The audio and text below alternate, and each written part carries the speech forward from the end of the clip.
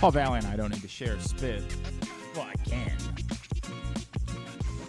Good morning. It is a Monday edition of Glenn Clark Radio. I'm Glenn. He's Griffin. Again, when was the first time? Gentleman doesn't kiss and tell, Griffin. Oh, okay. Thankfully, I'm not a gentleman, so I can tell you all the time. Lot to do on a Monday edition of the program. In just a second, we'll update the Lamar-O-Meter. Thermometer. Coming up a little bit later on, we will talk Lamar. Bill Rhoden, who's been writing a lot about Lamar over the course of the last year. A lot to talk about. Legendary, of course, sports writer, now with Andscape and ESPN. We'll catch up with him.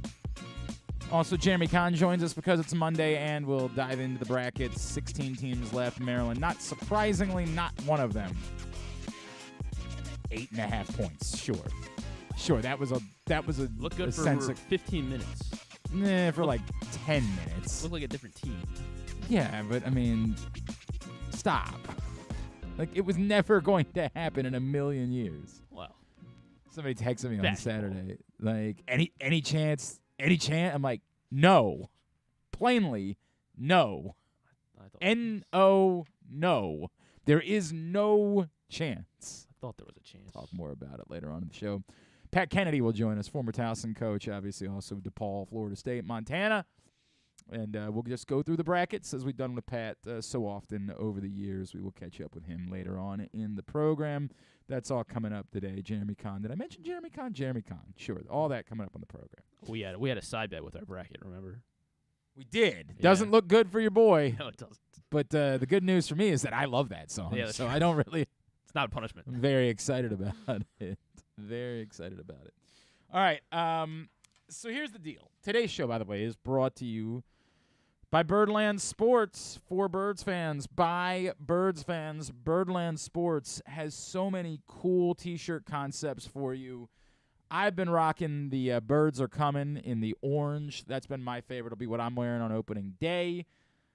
There's the Hillbilly Hayes shirt. There's the Gunnar Henderson Maverick-style shirt. There's the Orioles in Oreo lettering to celebrate Oreo Park at Camden Yards. There's so many cool concepts available when you go to Birdland Sports. Couple of things to keep in mind. One, prices are cheaper than the big guys, and yet you're not losing anything in quality. A lot of times you go to these fly-by-night T-shirt places and you get the shirt and you're like, yeah, all of that's going to come off. It's going to start cracking and peeling off within, 5 days. That's not the case with Birdland Sports. It's still very high-quality shirts. Someone snagged another shirt this weekend. Might be Paul Valley. I don't know. I have no idea who did, but someone snagged another shirt, which is fine. That's totally okay. This one's still available, the Felix Batista, the Mountain shirt. Well, they're all No, available. he's a big fan. Well, yes, for Okay, you. For you. At birdlandsports.com. And also, still time. Like, I know we're getting closer, but still plenty of time for you to get your order in and have it by opening day. Still plenty of time.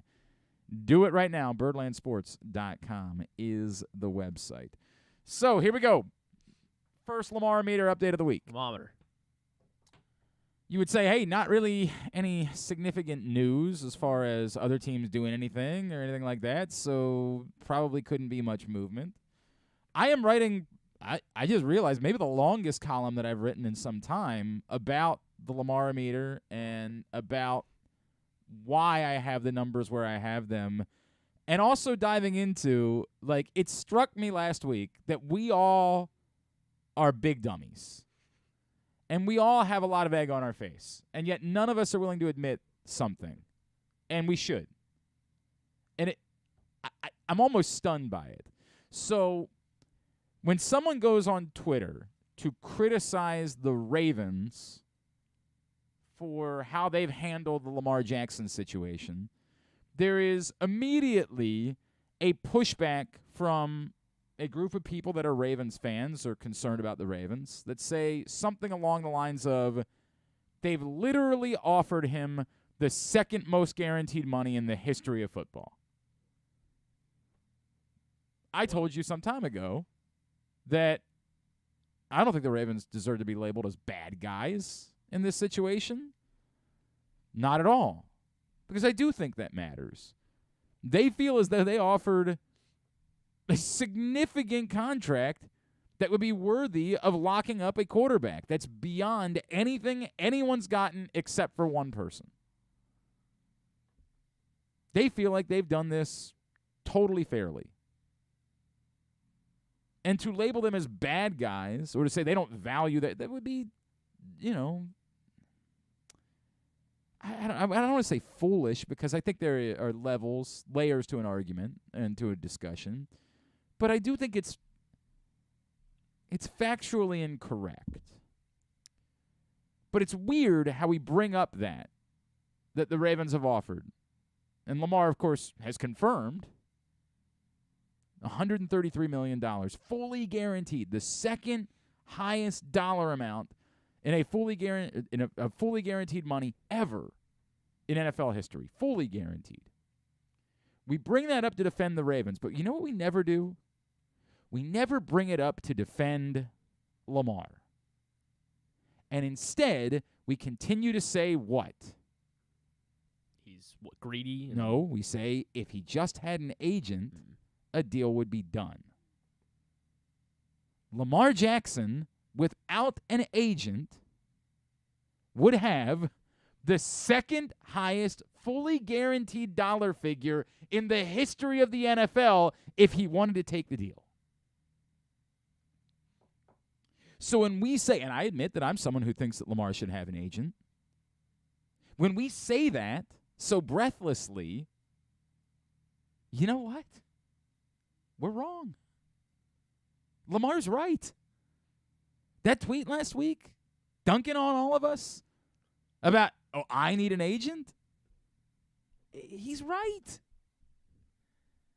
There's no way around it. We can't make facts convenient for us, but not work when they're inconvenient for our arguments. Lamar Jackson has proven he doesn't need an agent. Now, trust me, I think there are other reasons why Lamar Jackson should consider getting an agent that go beyond just a contract offer. But the reason why Lamar Jackson doesn't have a contract ain't because he doesn't have an agent, because without an agent, he got the second highest fully guaranteed dollar offer in NFL history. Lamar Jackson is right. We're wrong. And there's no way around that, no matter how inconvenient it is for our arguments. And when I thought about that over the weekend, it made me think more about other things. You, of course, are probably aware that Lamar Jackson is going to put out some sort of, I don't know what you want to call it. They're trying to call it an interview. It's not an interview. By the way, we're all being imbeciles about this. It's quite clear from watching the video that Lamar Jackson is not interviewing himself. I don't know why we allowed that to become some sort of weird Twitter meme this weekend where we were pretending, and it's not just like dummies on the internet, like reporters were saying the same thing. Lamar is teasing an interview with himself. No, he's not. You saw the video. That's not what he's teasing. I don't know who the person is. It's someone who works for him or works with him. So if you want to say it's not really an interview, I'm totally fine with that, but it's not an interview with himself. Weirdest bit that we did. And by the way, now it's just become its own internet meme, so we're just going to keep rolling with it. But there was an actual video. We saw it. There was another human being that was asking a question. Now, it was painfully dull, the part that was teased out. I don't care about Lamar Jackson and Marty Morningweg at this point. Utterly unhelpful to the conversation. But Lamar Jackson has at least reached a point where he has decided he wants to say something. What that will be, I don't know. When we'll see it, don't know. Why it appeared to have terrible audio quality, don't know. Don't trash on Truz Productions, all right? Hey, man, I'd like to partner with Truz Productions. I'm available for hire. I don't know if I can help the audio quality. People have heard this show. Why it is that he's decided now is the time that he wants to talk, I'm not sure. But he's decided that he wants to talk. And you can't help but notice that it comes right on the heels of someone else deciding they wanted to say something. That, of course, being D. Smith, the executive director of the NFLPA, who, in the midst of the NCAA tournament, maybe not the smartest timing for putting out a statement, decided to release a statement. Among other things, we are all staring at the same answer to the obvious questions. Why did Kirk Cousins and Deshaun Watson get fully guaranteed contracts while others didn't? Or to be more specific, why have the Baltimore Ravens and other teams publicly, at least initially, made such a point to say they are not going to compensate Lamar Jackson with a fully guaranteed contract like Cousins or Watson? Let's be clear, in my nearly 15-year career as executive director, I have never witnessed teams being so quick to publicly announce their lack of interest in an MVP quarterback who is in his prime and who is also going to get an injury guarantee regardless of his contract. Something is percolating over the course of the last week. D. Smith decided to start speaking publicly. Lamar Jackson decided he was going to speak publicly. I don't know what you want to call what it is that Lamar Jackson is doing. It could be that the two have nothing to do with each other. It could be that the timing is just D. Smith decided to put something out, and Lamar Jackson, he and his buddy were sitting around one day and were like, maybe let's get on and talk about Marty Mornhinweg. I don't know. I don't know. Maybe the two have nothing to do with each other. But it's hard to think it's fully coincidental, right? Like, it's hard to fathom that. Yeah. Here's what I would say. I keep trying to warn you guys, because I've had more and more people that have been critical of how low the Lamar-O-Meter numbers have been. Really? There are more people that would say, my friend Kevin Van Valkenburg, when he's not busy fighting with Lee Westwood on Twitter. Who is Lee Westwood? Oh, Griffin. All right. It's a very, oh, God. What did I do? Just search the internet and then get back to me, and maybe, like, the next time you just don't know, sit one out. All right? Just sit it out. It's better. Nice golfer. He's like a very, very, very famous golfer, man. Just sit that one out next time, all right? Kevin responded to a Lamar-O-Meter last week to say, I feel like if there was an offer out there for him, he would have received it by now. He has a right to be frustrated that Watson, a worse player, will get money he'll never see, but other teams can't pay for the Haslam's bad decisions. Now, of course, you know that Kevin and I love each other so much that literally we did an hour of radio every week that we called Hug It Out Radio, because that's how much we tend to agree about things. We're agreeable fellas. By the way, there was somebody who recently reached out to me thinking it might be time to revive Hug It Out Radio, and maybe with a new partner instead of Kevin, because Kevin's now at no laying up and he's all golf at this point. He's moved on from ESPN. I don't know. Maybe. We'll see. There might be a thought to it. Someone else that I agree with quite frequently and who I respect. I love Kevin. Kevin and I agree constantly. But we couldn't disagree more about the entirety of this comment. As I've said a million times, it would be insane for Lamar Jackson to do anything before the NFL draft. Imagine you're the Atlanta Falcons, and you're doing the calculus, and you're like, we're good. We can sit with the pick that we have. We'll get the fourth quarterback that's off the board. Obviously, Carolina and Houston are going to take quarterbacks. Obviously, Indianapolis is going to take a quarterback, but everybody else we're good at number 4. And then all of a sudden, the Detroit Lions, who we've all assumed are out on Lamar Jackson because of the money that you would have to pay when you're already paying Jared Goff, they start doing the calculus in their head, and they say, right, but we don't have to pay the same money to a first-round quarterback, and we're not as sold on Jared Goff being the answer. He was a nice season, but we think there's a limit to what he can do. And we can get out from the Jared Goff deal literally next year. And all of a sudden the Detroit Lions say, we're not going to let anybody know, but we're going to sweep in and we're going to take the fourth quarterback off the board before the Falcons ever get a chance to take a quarterback. And now you're the Atlanta Falcons, and your choices are be utterly irrelevant for another season with some combination of Taylor Heineke and Desmond Ridder, or maybe we were wrong and we should dip our toes into the Lamar Jackson waters. There's no world, if I'm Lamar Jackson, in which I'm just accepting this as the market until at least after the NFL draft. It all has to go dry. The market has to go dry before I even consider making my move. But then let's go back to one other thing. Lamar has proven us wrong when it comes to the agent thing. Facts. No getting around it. We're wrong. He's right. I wonder what else he might end up proving us wrong about. It feels right now like the market is going to depress back to the Baltimore Ravens. But for some reason, it's a big deal for Lamar Jackson to not have an agent, and it's a big deal for Lamar Jackson to get a fully guaranteed contract. So what does that mean? My question, I guess, would be, how far is he willing to go in that pursuit? Is he willing to go to the lengths of sitting out for a season? Is he willing to go to the what is he willing to do? Because what I struggle with is the idea, one, I also disagree with Kevin about it being a bad decision. What's a bad decision is being irrelevant. What's a bad decision is having Taylor Heineke and Desmond Ridder be your quarterbacks next year. That's a bad decision.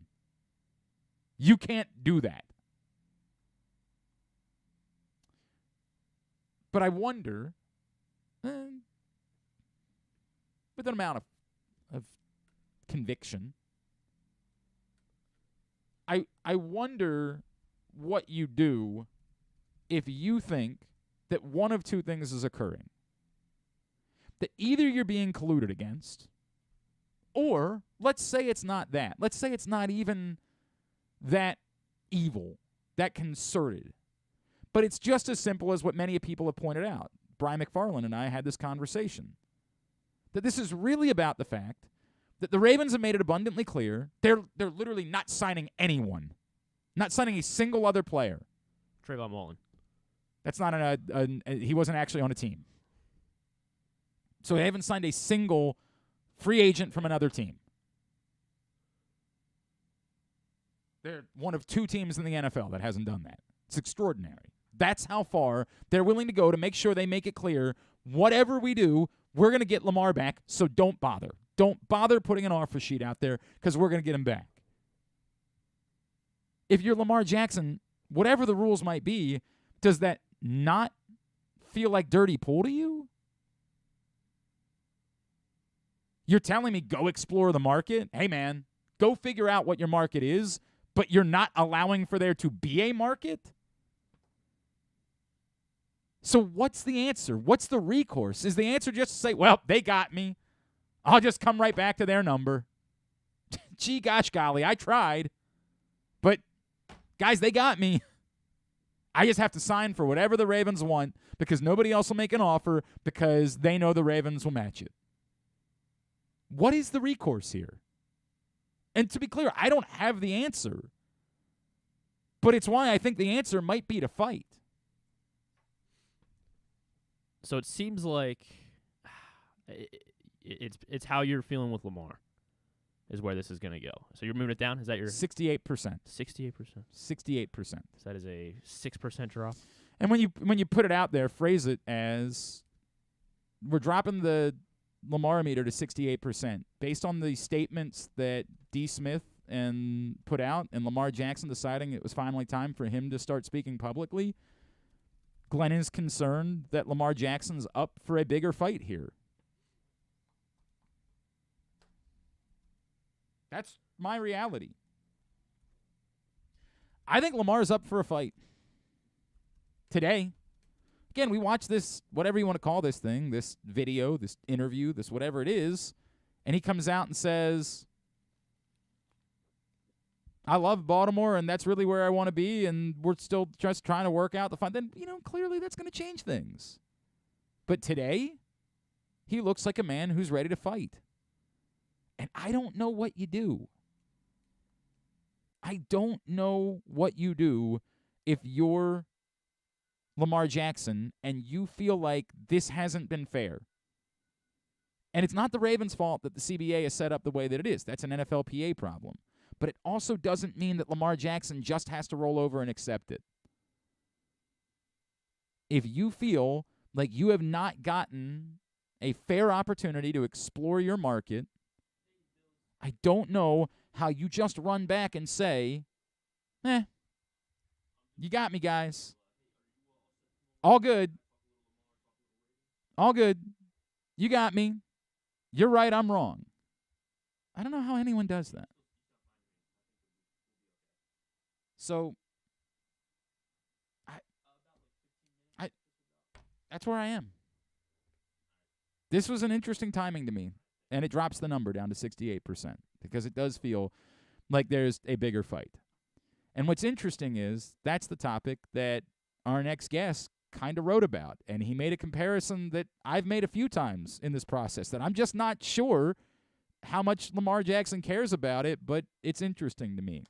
Joining us now, an absolute legend in this business. He is now with Andscape and ESPN. He is longtime sports writer, Mr. Bill Rhoden, and he's back with us now here on GCR. And I should point out, of course, Morgan State alum, Bill Rhoden. That is important. Bill, it's Glenn. Good morning, my friend. It is always a pleasure. Thank you so much for taking the time for us. Hey, Glenn. How you doing? I'm all right, man. You referenced something in your most recent piece at Andscape that I've hinted around and I just can't get an answer to. And I don't know how much Lamar Jackson's in for this fight.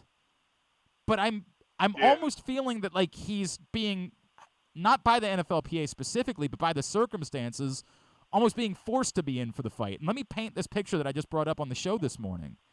If you're Lamar Jackson and you feel like one way or the other, either you're being colluded against legitimately, or even if it's as simple as the Ravens are taking advantage of this franchise tag system in order to say to other teams, don't put any offer sheets in because whatever you do, we're just going to match it, therefore eliminating the ability for a market to be set. If you're Lamar Jackson and you feel like dirty pool is being played, is your answer just to say, well, you guys got me, I'll go ahead and sign at whatever number you want to give me?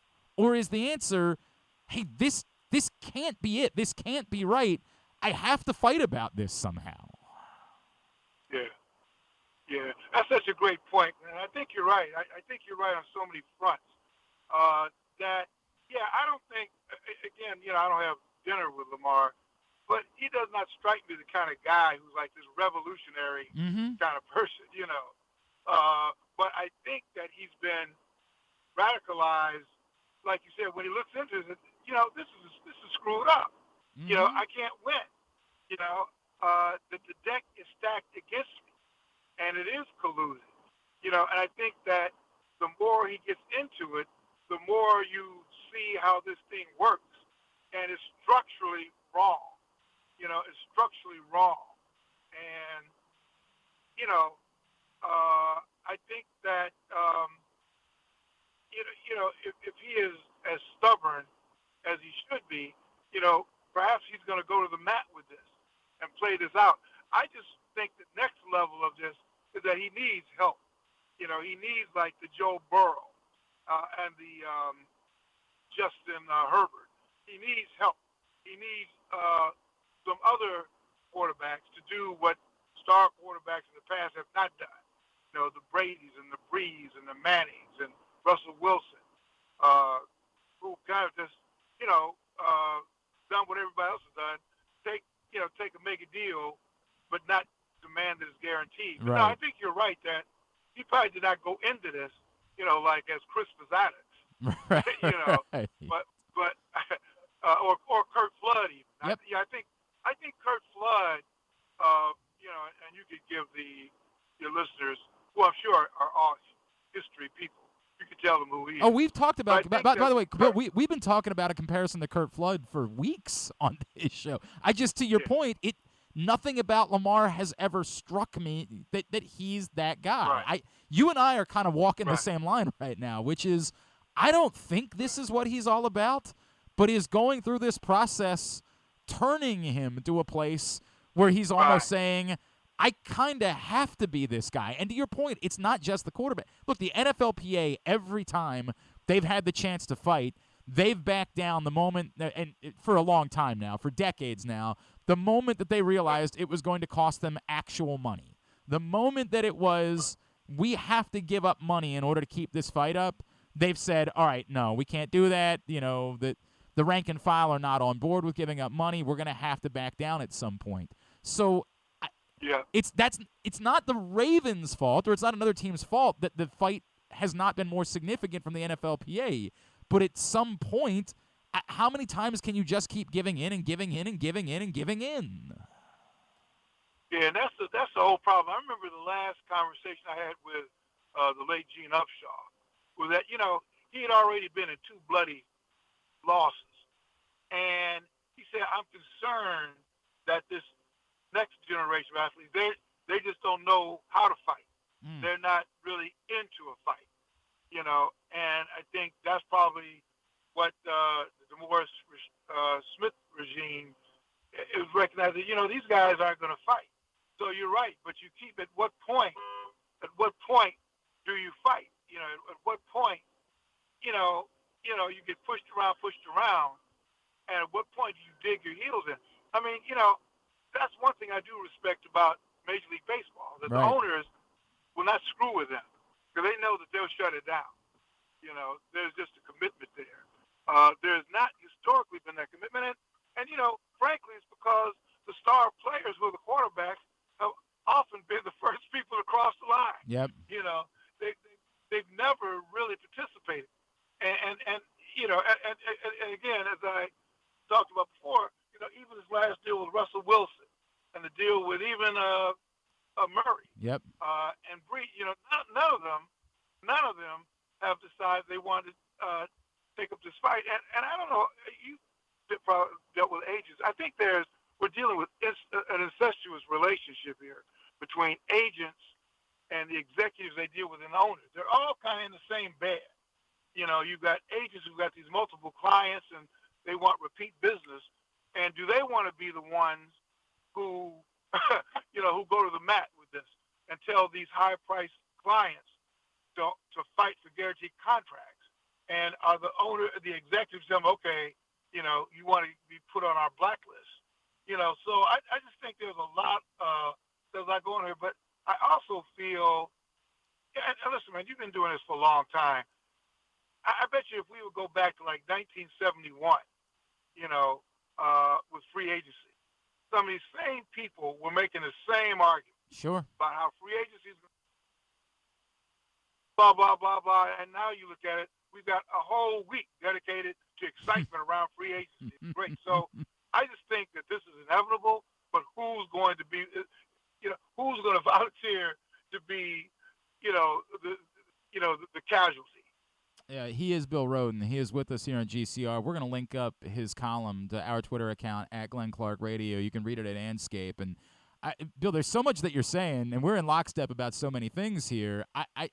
The one thing that we pointed out by some is that uniquely fully guaranteed contracts would have an adverse effect in a salary cap sport, because inevitably you would reach a point in which so much of your salary cap was being taken up by players who were not able to help your team because you had to give up fully guaranteed contracts. And while I understand the argument, I also know that there are ways to go about considerations for, you know, separating injured players, things that you can do when you actually sit down and work this out and attempt to come up with a solution.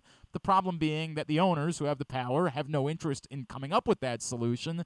And again, the players aren't up for the fight in the process, or haven't proven to be up for the fight, because, to be fair to what you're saying, they probably feel, you know, Kyler Murray, Russell Wilson, they're probably like, dude, I'm wealthy enough. Why am I worried about the next step? I'm plenty wealthy in this process.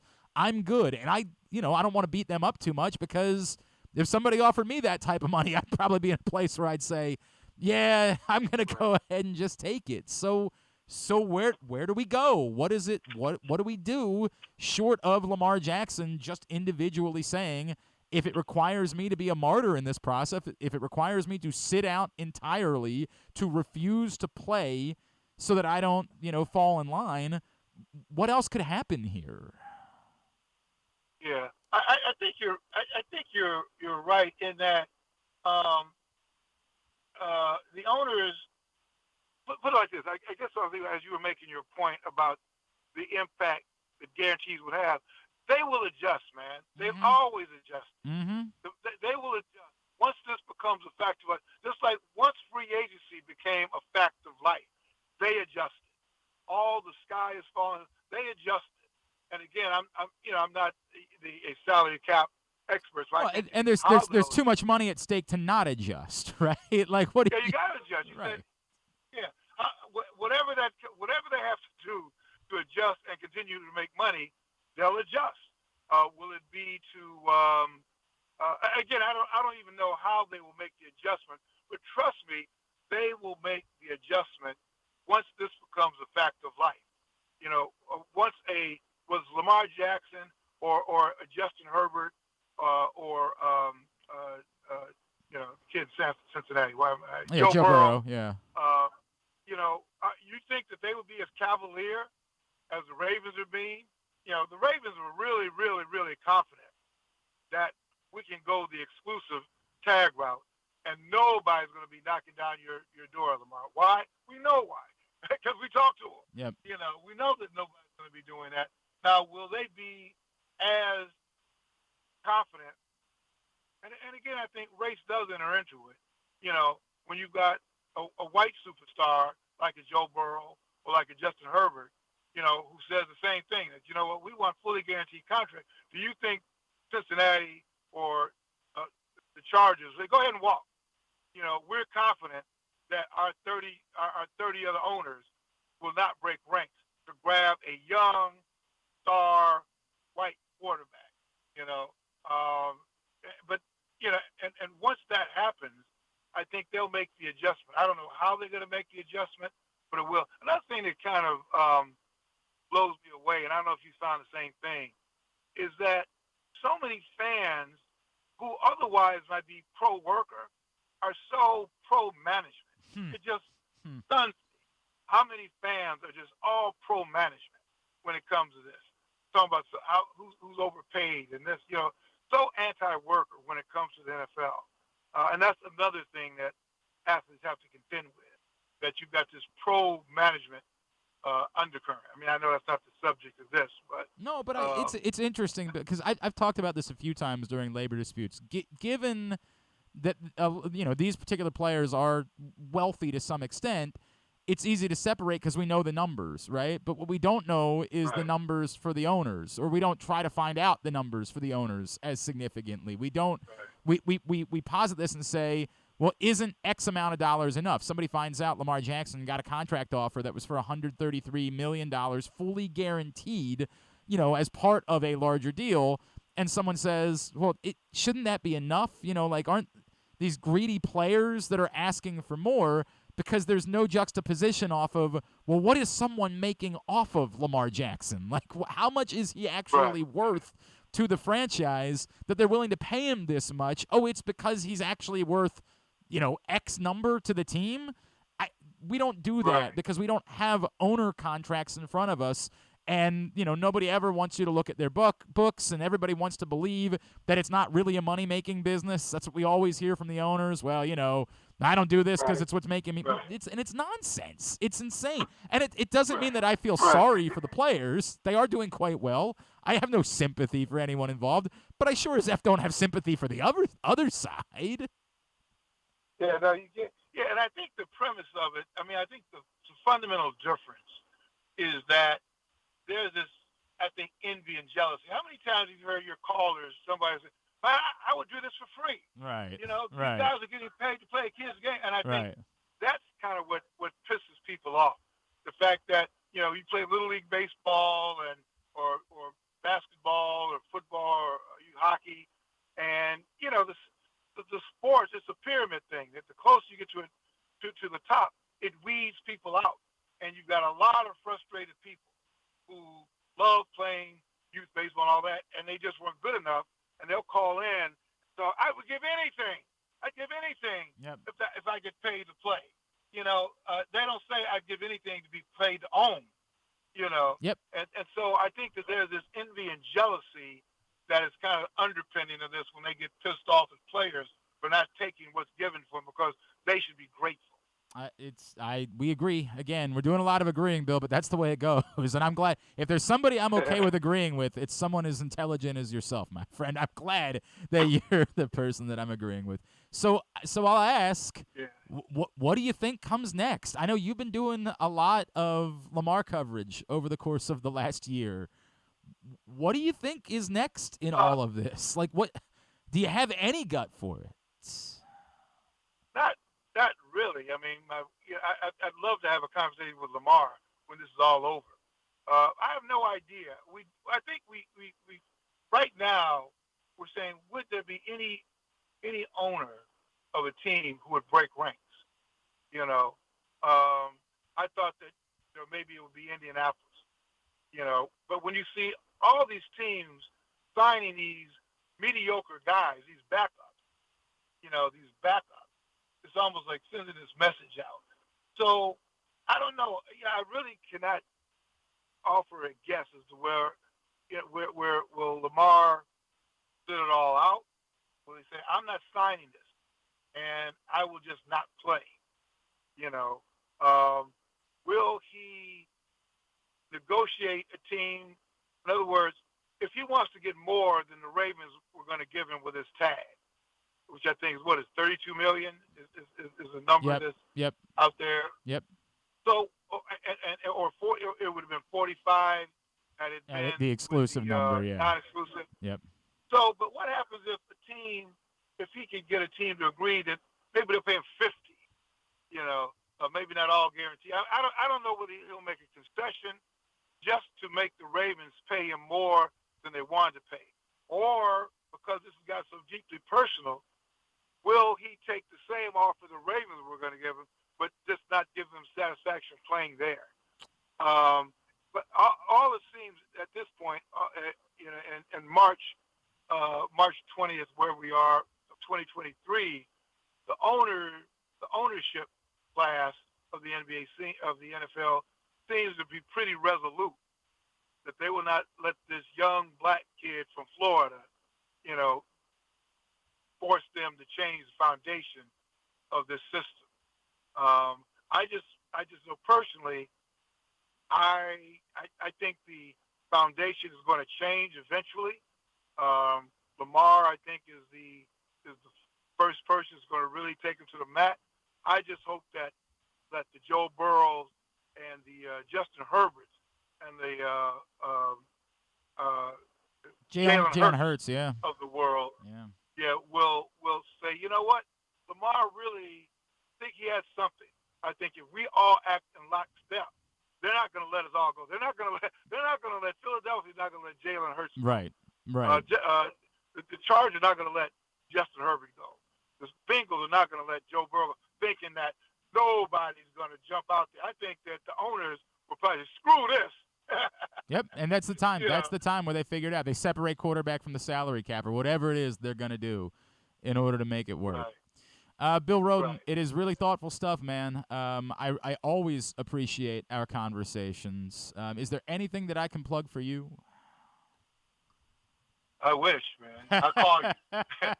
Whenever you have something for me, you let me know. I promise you, we will make sure we talk it up. Bill, it's always a thrill. Thank you for taking the time for us this morning. All right, Glenn. Take care of yourself. I appreciate it. That's Bill Rhoden, who's with us here on GCR from Andscape. And Brian, God bless. Smith's comments are a pretty good sign that the union is using Lamar's situation to their own ends. But I don't know what bigger fight means here. He's not going to sit out 2023. You have no clue. You're just saying things. And I get it. We kind of all are.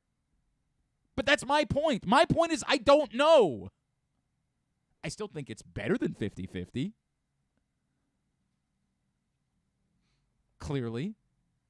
But to just say confidently he's not going to sit out 2023, says who? Well, it doesn't seem like something he would do. I hear you. He's already proven you wrong about the agent. Who's to say what's next? Who's to say that he doesn't say in his mind, watch me do it again? Remember the goofy meme where we use, I'm going to do it again too, or whatever. Who's to say? We're just saying things. To Bill Rhoden's point, I'm fascinated by it. Again, if it didn't affect us so deeply, it would be the most fascinating moment perhaps in football history. Away from the field. In this sphere, in contract negotiations. How far is he willing to go with this fight? And you guys can keep trying to make it seem like it's only about the NFLPA. Because you want to take away Lamar Jackson's agency, his autonomy. Lamar is in for the fight. However he got here, whoever's convinced him, to at least this point, he's been in for a fight. How much more of a fight is he in for? Remains to be seen. Today's show also brought to you by PressBoxOnline.com/offers. Hope you had a good weekend betting March Madness.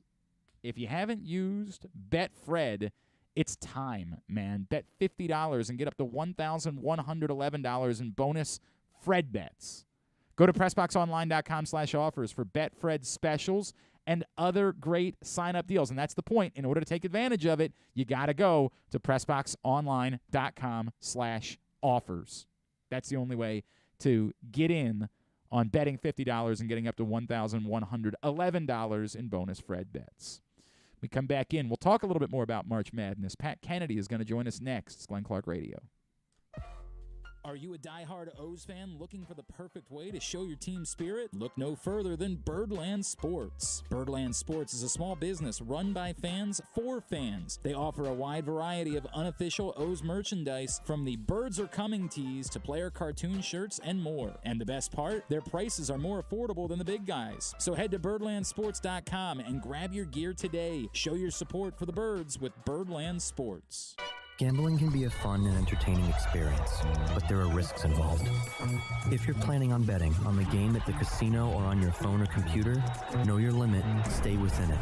Set a budget and a time to stop. Remember, gambling isn't a financial solution, and it doesn't mix well with alcohol or drugs. Know the risks and have a plan before you begin gambling. For free and confidential services, call 1-800-GAMBLER 24/7 or go to helpmygamblingproblem.org. Have you experienced hardship due to COVID-19? Whether it's job loss or a change in career, CCBC has funding available for short-term career programs like welding. Our welding program provides hands-on training with experienced instructors, preparing you for a career in a high-demand field. And with classes starting in March, now is the perfect time to take advantage of this opportunity. Don't let the pandemic hold you back any longer. Call CCBC today at 443-840-2222 or online at ccbcmd.edu to learn more. CCBC Welding. Your new career starts now with funding available. 443-840-2222 or ccbcmd.edu. The latest edition of Press Box is available now. On the cover, Luke Jackson profiles Orioles phenom Gunnar Henderson, breaking down how he was able to become the top prospect in baseball at such a young age and what could be next in his first full MLB season. Also inside, we meet lacrosse players from the men's and women's college programs across the state, and Bo Smoka breaks down another year of wide receiver issues for the Ravens. Press Box is available for free at over 500 area locations, including 60 Royal Farm stores, and you can always find the entire edition, as well as the best daily coverage of the Orioles, Ravens, and Terps at PressBoxOnline.com. That first sip. That first bite. Start your day off right with a delicious breakfast at Royal Farms. Choose from a fantastic selection of fresh Royal Farms breakfast sandwiches and top it off with a rich hot cup of the freshest coffee in the world. At Royal Farms, breakfast is available day and night. It's the freshest breakfast in the world. Real fresh, real fast. Royal Farms. The Baltimore County Police Department is hiring. Entry-level officers start at over $60,000 and over $64,000 for lateral officers, with $10,000 signing bonuses available. Plus, cadets start at over $32,000. Great benefits are available like medical, dental, and vision insurance, tuition reimbursement, 15 sick days per calendar year with no limit, career advancement to more than 20 specialized units, and more, with further incentives for military service members and veterans. A passion for service, a career for life with the Baltimore County Police Department. Find out more at joinbaltimorecountypd.com or call 410-887-5542. Must be a United States citizen, have a valid driver's license, and a high school diploma or GED equivalent. If you miss anything on the show, don't forget that you can watch full episodes at youtube.com/pressboxonline, and you can download podcasts on Apple, iTunes, Amazon, and Grindr. Wait, did I say Grindr? I don't think that you would find it on Grindr. Not that I know it's on Grindr or anything, I swear. On second thought, you know what? I don't care what you think. Here's Glenn.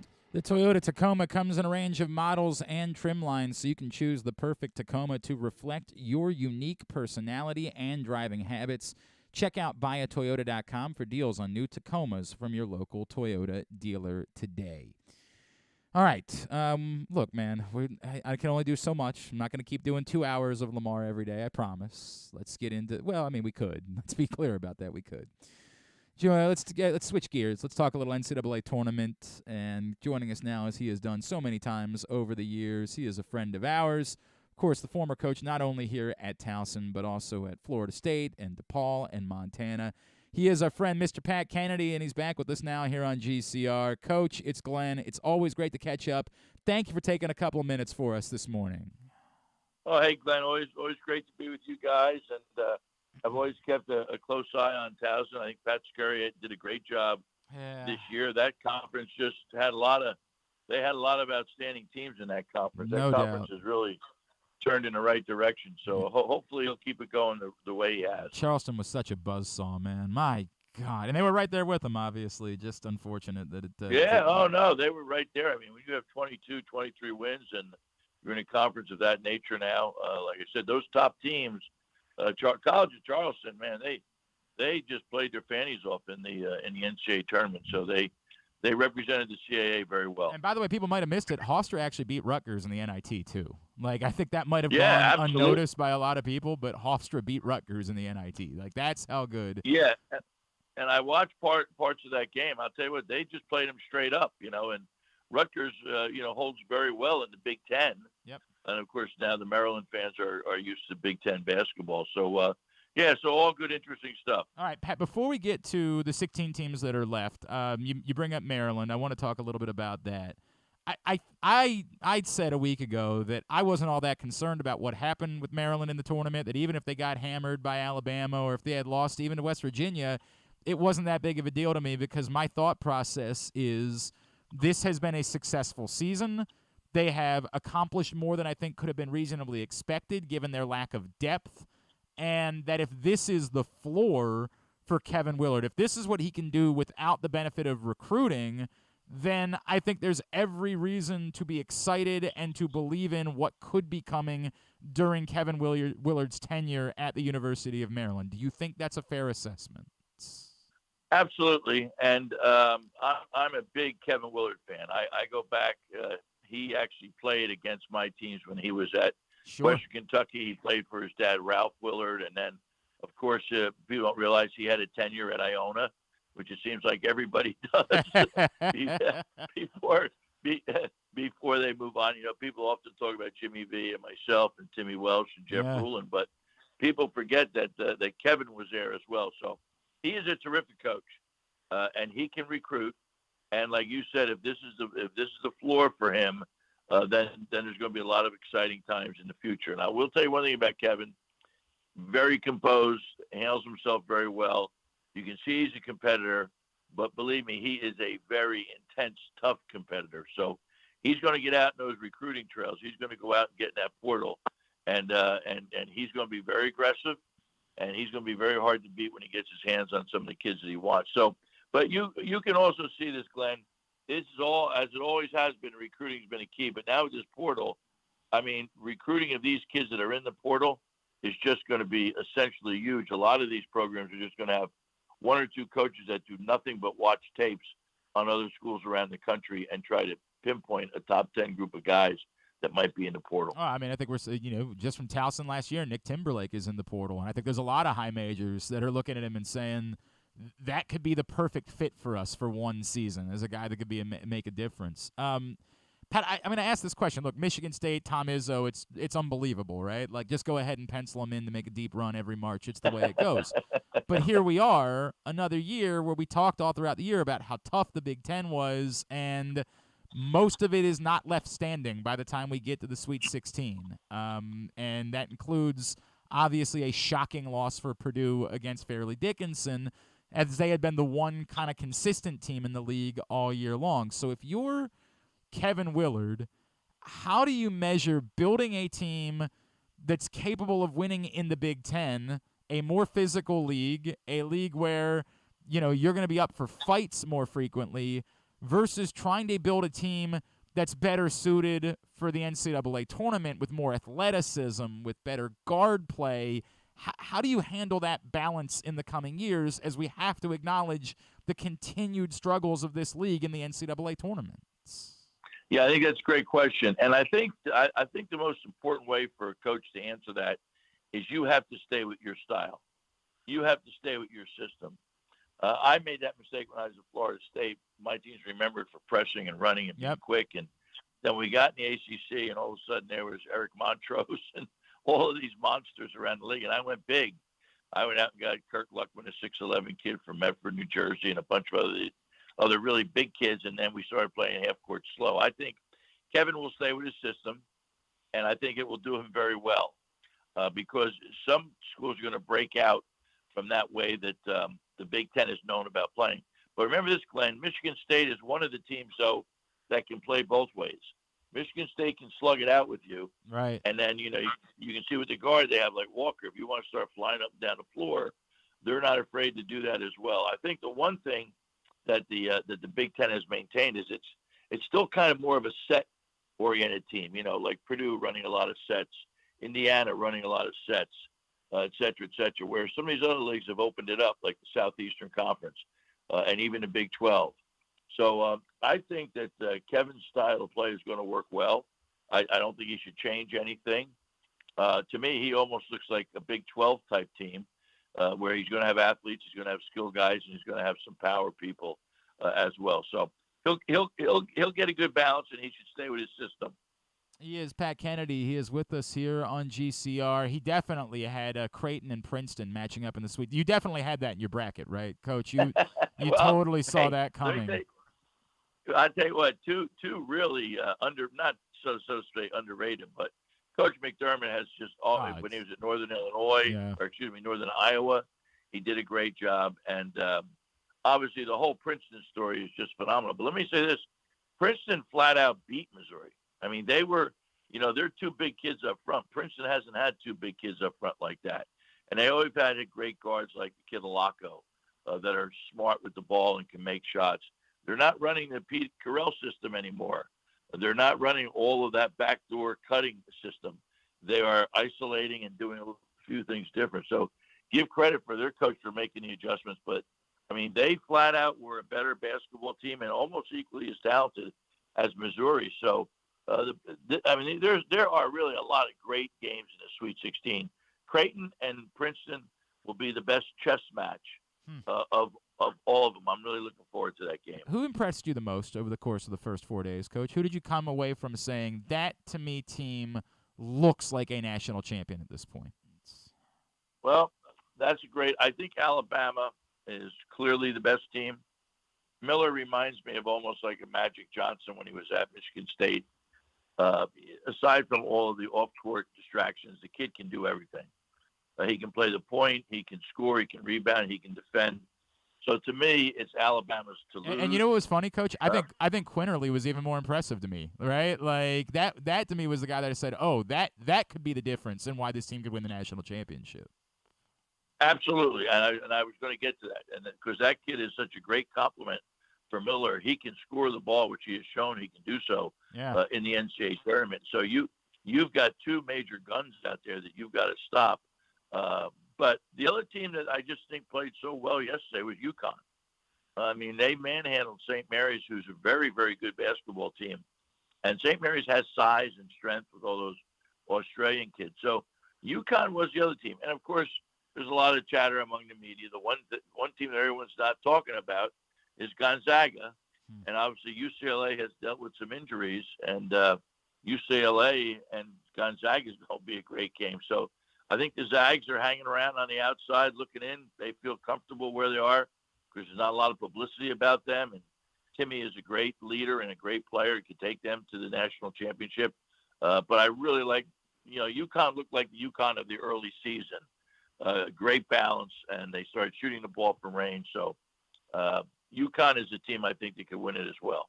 He is Pat Kennedy. He is with us here on GCR. Speaking of teams that maybe have a little bit been overlooked, I know Houston was a popular pick for a lot of people, but I think there was a thought that maybe with the injury to Sasser that they might be in a bit of trouble.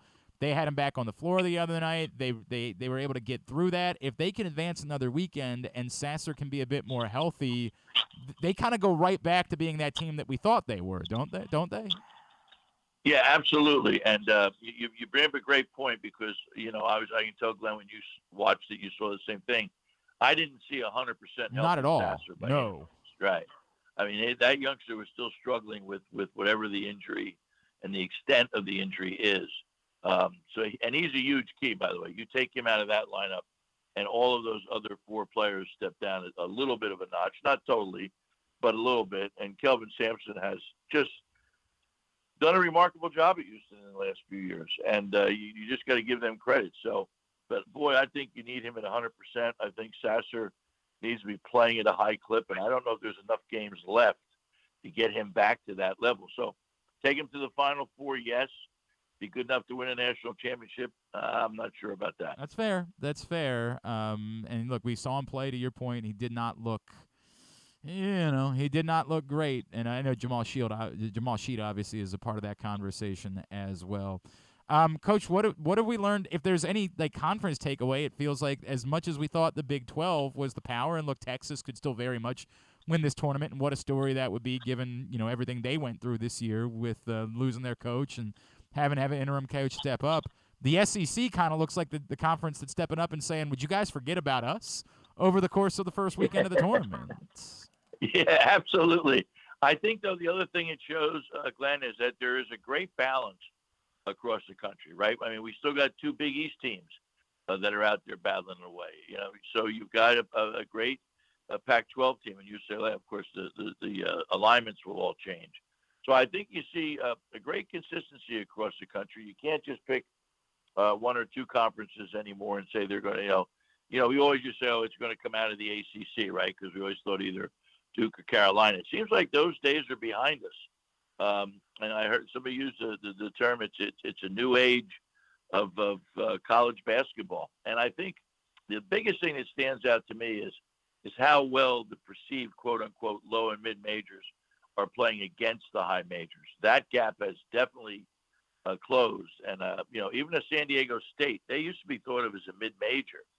I mean, San Diego State, I don't think they're going to beat Alabama, but they're really a good, solid basketball. Xavier, when we were coming up, Xavier was kind of a mid-major. You didn't think of Xavier as a high major. And right now there's a team, you talk about a dark horse, there's a team that could beat Texas and could beat either Houston or Miami, I think, if they get there, especially if their center plays well, because he's a handful. So it's been interesting, but I like the gap closing between the mid and the high majors. I think that's very obvious. Let me ask about two coaching situations. One, because I brought it up at Texas. What do you do? Like if Rodney Terry leads them to the Final Four, he's got to be the coach moving forward, right? I think there's already an argument from a lot of people. There's already an argument now that what more can he do for you? He's already proven he should be their long-term coach. Yeah, well, let me say this as a former administrator a little bit. I wouldn't disrupt anything he's doing right now. So I would not give him the job right now because that might take away or have some effect on how well they're playing and the momentum that they have. If the players feel like they're playing, if they feel like they're playing for him, you want that to continue. Right. I don't want to disrupt that. I just let it go. But I would certainly grab Coach Terry and say, Coach, after the season, we're going to definitely sit down and have a really good, serious, positive conversation. Now, that's not committing to him, because in the interim of that, maybe John Calipari does want the job, and maybe the money people in Texas say, hey, we love the job that Rodney did, and we're going to wish him well, and we might even ask the new coach to keep him on. But Texas is big, big money, boy. I mean, they're not connected to anybody in particular. But does he deserve the job he's done? I can say he deserves it, but I can't say that a place like Texas is just going to automatically give it to him. I understand. They want to go out and get, to your point about the money, they've got all of it. There's no question about that. And then the other coaching question is, of course, right down the street here at Georgetown, where it looks like Ed Cooley is going to be the answer. And admittedly, Coach, I was really enamored with Ed Cooley when Maryland was going through this process. I just believed that he was such a beloved figure and so happy at Providence that he wasn't going to leave. What do you make of it has been, obviously some dark years for Georgetown basketball. Ed Cooley is such a popular figure at Providence. I just had Noah Locke on the show last week. He was going on about how much he loves Ed Cooley. Can Ed Cooley, if indeed the deal gets done and he is the next coach at Georgetown, can he return the Hoyas to prominence? Yeah, I mean, Ed Cooley's going to win no matter where he coaches. I mean, he won at Fairfield, which is a very difficult place to win. And everyone does love Ed. He's just one of those guys with a spectacular personality. Now, will Ed take the job? I mean, I don't think that's necessarily a done deal. I know that they've been sniffing around with the coach at Penn State as well. My own personal opinion is I think the coach from Penn State would be a better fit. I think taking a guy that's in your own conference and bringing him back down, not the best thing. I mean, if I was Ed Cooley, I'd be a little careful. I don't know if there's some special tie between Ed and Georgetown. And I'll tell you one thing about the folks at Georgetown, and they've been very gracious with Patrick, because Patrick is Patrick Ewing. He's Georgetown basketball. But who were the people involved with the decision to get rid of John Thompson III? I mean, my God. I mean, when you look at the job he was doing and you look at where they're at now, they've just totally dismantled the program that he kept at a very, very high level. And now they're not even in the game. I mean, with these younger kids, these programs that slip and fall like this, it's not that easy to get it back up and go. You just don't knock on a door and say, hey, I'm Ed Cooley from Georgetown, and some great player is going to jump through hoops. So I don't know. He's got an awfully good thing going at Providence. I'd be very careful if I was Ed Cooley. Pat Kennedy, did I hear that you were back into working in the game about a year ago? That you can't stay away? I took a high school athletic director and coaching job in Florida, right outside Tallahassee, where I was for so many great years with the Seminoles. So we returned to Seminole land, reconnected with a bunch of friends. I'm coaching a great bunch of high school kids and working as an athletic director and really enjoying life. And love the 82 and sunny weather. You know what I'm saying, Glenn? Man, you know what? I got to be honest with you. I could have used some of that yesterday when it was somehow 17 degrees with a wind chill back here in Baltimore, despite it being March 19th, Coach. You remember those days quite well. Yeah, I don't doubt that you don't miss them. No, and I really enjoyed it. I had a lot of fun. I'm going to continue to do it for as long as the good Lord keeps me healthy enough to do it. I just love being with kids. I love coaching, and I love, above all, trying to help young men move forward and change their lives a little bit. Pat Kennedy, it's always a pleasure. Thanks for catching up with us. We'll make sure we do it again somewhere before the end of the tournament, all right? Great, Glenn. Great being with you. Glad things are going well for you guys. Thank you, Coach. Coach Pat Kennedy with us here on GCR. Hour number 1 of today's show in the books. Remember, gambling should be fun, but you got to set a limit and stay within it. And keep in mind that if you or a loved one has a gambling problem, call 1-800-GAMBLER 24/7 or visit helpmygamblingproblem.org for free confidential services. So 2 things NCAA tournament related really quickly that I just wanted to talk about. One, of course, being to say I was conflicted about Fairleigh Dickinson wouldn't begin to describe it. And you'd say, what, you're mad because now UMBC isn't the only one? And that's not it, actually. That's not, like trust me, there's a small part of me that was like how cool would it be if UMBC, forever had that? But they were forever the only one. It makes it all the more significant every time you talk about UMBC basketball. But it's not really that. Like, I get it. That was a thing, and I thought about it a little bit. Because UMBC will always get to be the first. They will always be the team that did the impossible. And I know this gets into an awkward conversation because people bring up the Harvard women beating Stanford a few years ago. I'm not trying to diminish what they did. They are the only one ever in the women's tournament.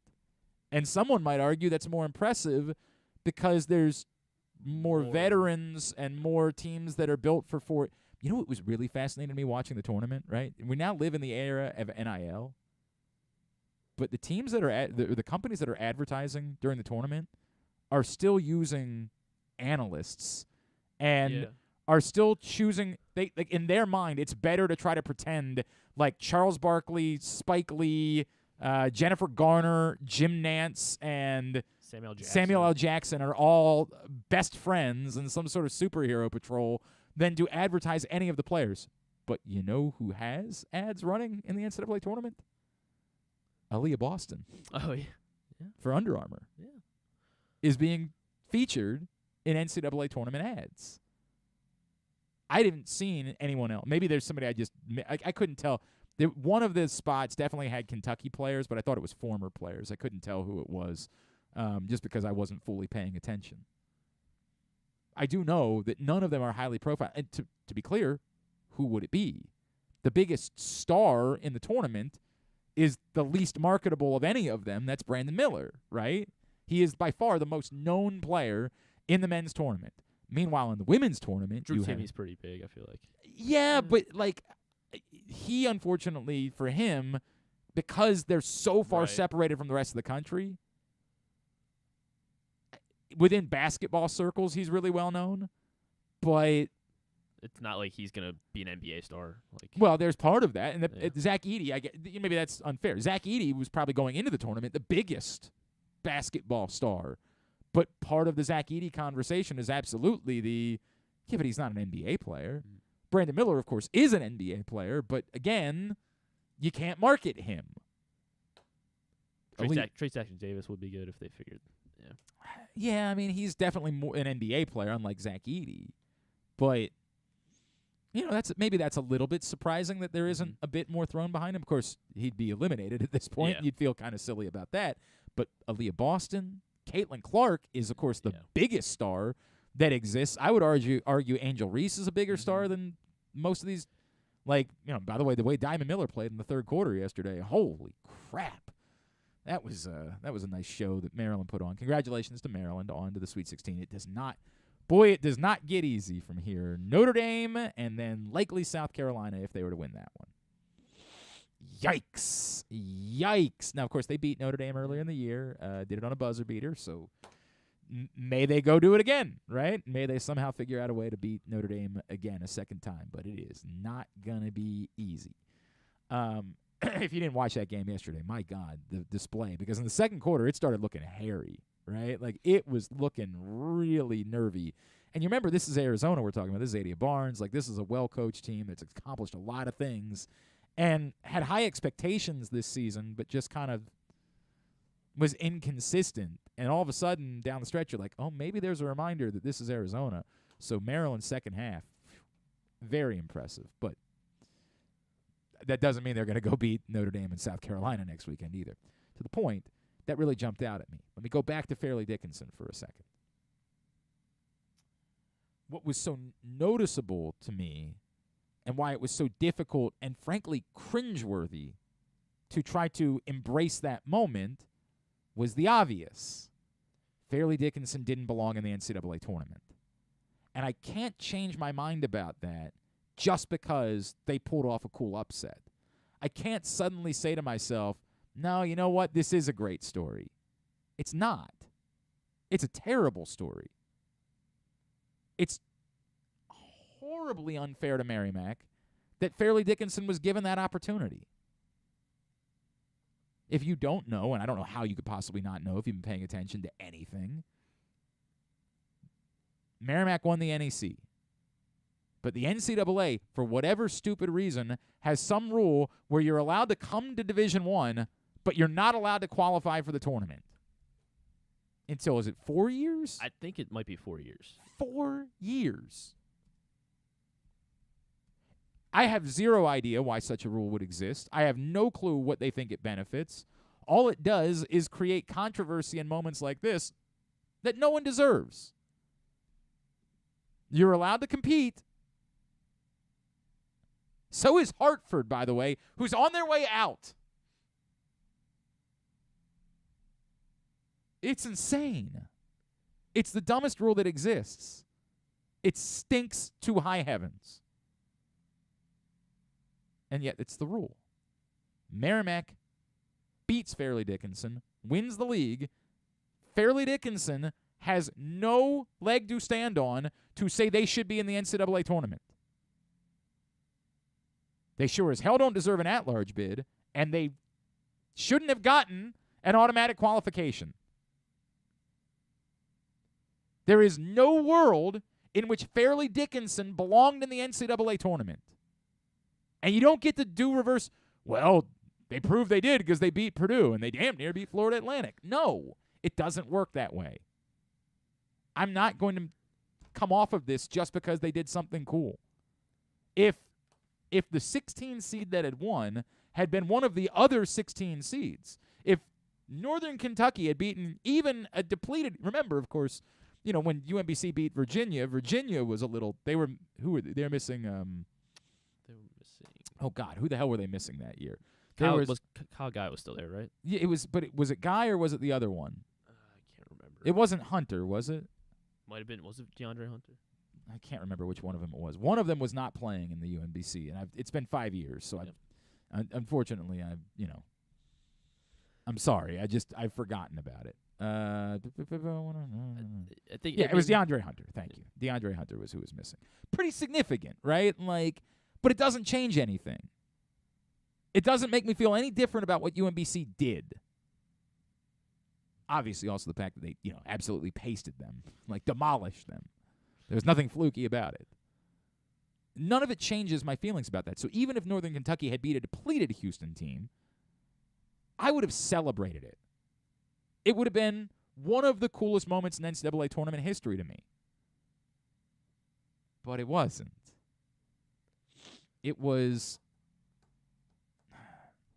And it shouldn't have happened. Yeah, and definitely I understand your lack of not. And I'm the guy that loves. I live for exactly. this, right? This to me is what makes this event so great. But I can't. If you had asked me on Wednesday of last week, should Fairleigh Dickinson be in the tournament, it would have been an emphatic no. Merrimack should be. They won the league. That's the way the process works. You win they decide what the qualification is. You win the tournament. You get to go. No, they don't belong. And I don't get to go back and say, nope, I was wrong. No, they shouldn't have been there, period. End of story. And that's what I mean. That's just why people love this tournament, and that's why it brings in people who don't watch college basketball all year. They come into it. And so I don't know what the answer is. Yeah. Nobody, average person has no thought about it whatsoever. Also, by the way, the story where a 20-year-old kid is the SID for Fairleigh Dickinson that everybody was in love with is not a flex. It's embarrassing. And, God bless the kid for working hard and grinding, and, he'll probably do this for a long time and be very successful, but that's not a good thing. It shouldn't be celebrated. It's a huge problem. Everybody involved deserves better. The kid deserves someone better to learn from, to improve his game notes. Opportunities. All of it is bad. It was very uncomfortable the way that we were hoisting that story up. Wow, this is amazing. A 20-year-old. No, this shouldn't be that way. We're so cheap that we're letting 20-year-olds do the jobs of seasoned veterans? Well, this will help FDU. I would hope that it would be an influx of cash if they would maybe choose to. I don't know. I mean, I'm trying to figure out the argument against it, and against what?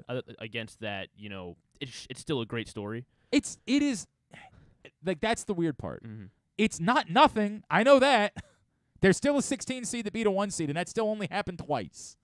It's remarkable. But not one for me to celebrate, man. I don't have – if they had won yesterday, I would not be sitting here telling you about how much buzz I have for Fairleigh Dickinson, because I can't shake that it's a wrong. It's wrong that they were allowed to go instead of the team that deserved it. And frankly, and I'll be honest about this, it can't compare to UMBC. Because you know what was interesting talking to Ryan Odom last week? The thing that he was sharing the messages about, that it wasn't the anniversary of the Virginia game. That wasn't the thing that all of his players were texting about. They're talking about the Vermont game. Yeah. It was the 5-year anniversary of when they won a championship. Fairleigh Dickinson didn't win a championship. They won a very cool basketball game. Don't get me wrong. And the story of the dude saying, I think we can beat Purdue, and then, going out and doing it anyway, that's something.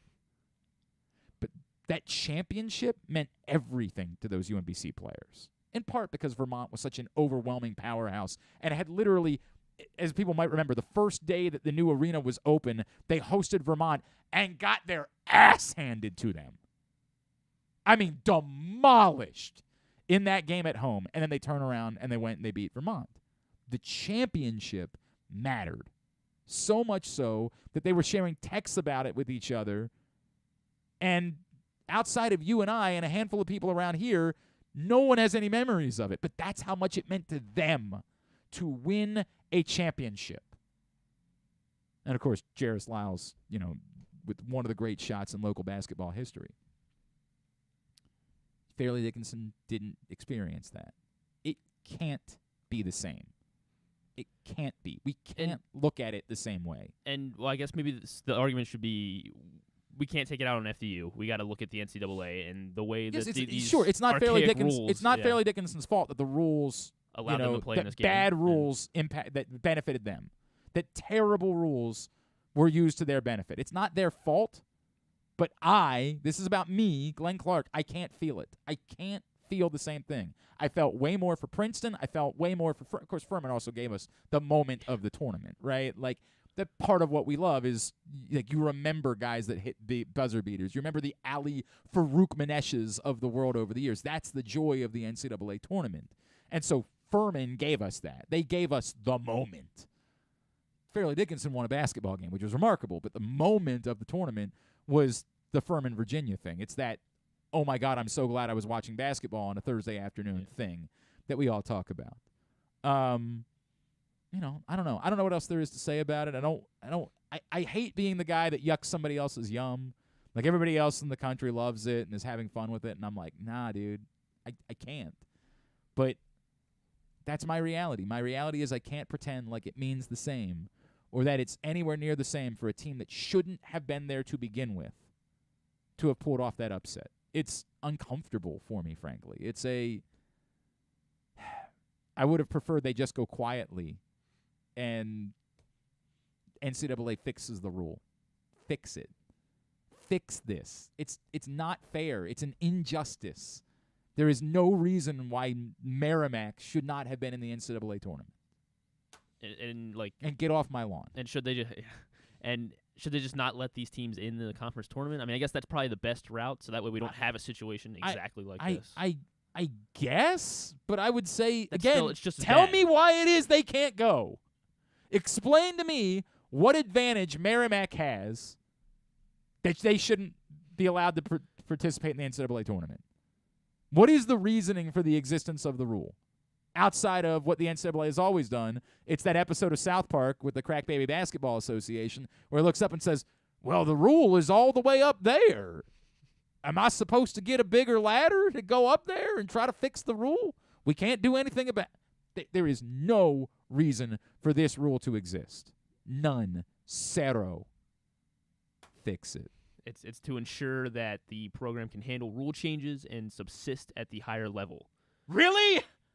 You don't think that winning the conference tournament isn't enough proof that they can handle? That they would say, well, we want to make sure they're not breaking any rules as they do this. Because, as you know, if there's one thing that the NCAA is really good at, it's making sure that no one's breaking any rules. Let's enforce it on Merrimack, not Kansas. They can do whatever they want with the rules. Merrimack is the team that we need to make sure we are scrutinizing and watching. In fact, the next time Kansas breaks a rule, Merrimack will end up being the one that gets punished somehow. All right. sorry. I know. This is a nerd thing, and the rest of you are like, dude, a 16 seed beat a 1 seed. Celebrate it. No. They shouldn't have been there, period. And I can't come off it just because I think we they can did something acknowledge cool. both. We can be excited that a 16 beat a 1. I can't, man. I can't. I just can't. I did not feel it at all. And I'm telling you, any other 16 seed, it would have been awesome to me. It would have, in any single one of these, Texas A&M Corpus Christi ends up beating, they are the ones in the game against Purdue. Oh, my God. You're a big Islanders fan. I'm jumping off my seat. It is the uniqueness of I can't shake. You shouldn't be there. You didn't. That's part of the tournament. The part of the tournament is everybody can win a national championship. That's what makes basketball so great. Any team in the country could win a national championship. Princeton could win the national championship. They could. 1 in 16 shot.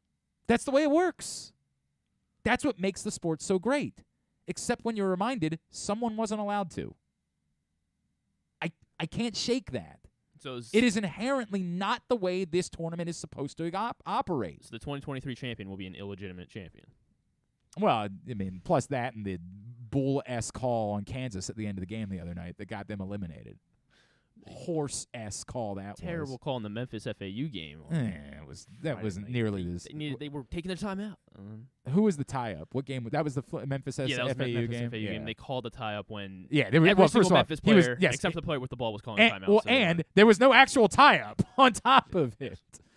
I'm actually with you. Now, you picked I picked Memphis, and I had But Memphis. you picked them to go win the national championship, right? I had them. No, but you picked them to win the national championship, Memphis? right? No. Because obviously, since you picked them to win the national championship, I'm going to give you a pass, right? So you're good, right? Because you picked them? I didn't pick them to win. Well, I picked the team to win the national championship that got hosed on a nonsense, insane block call that was the most obvious offensive foul I've ever seen in my life.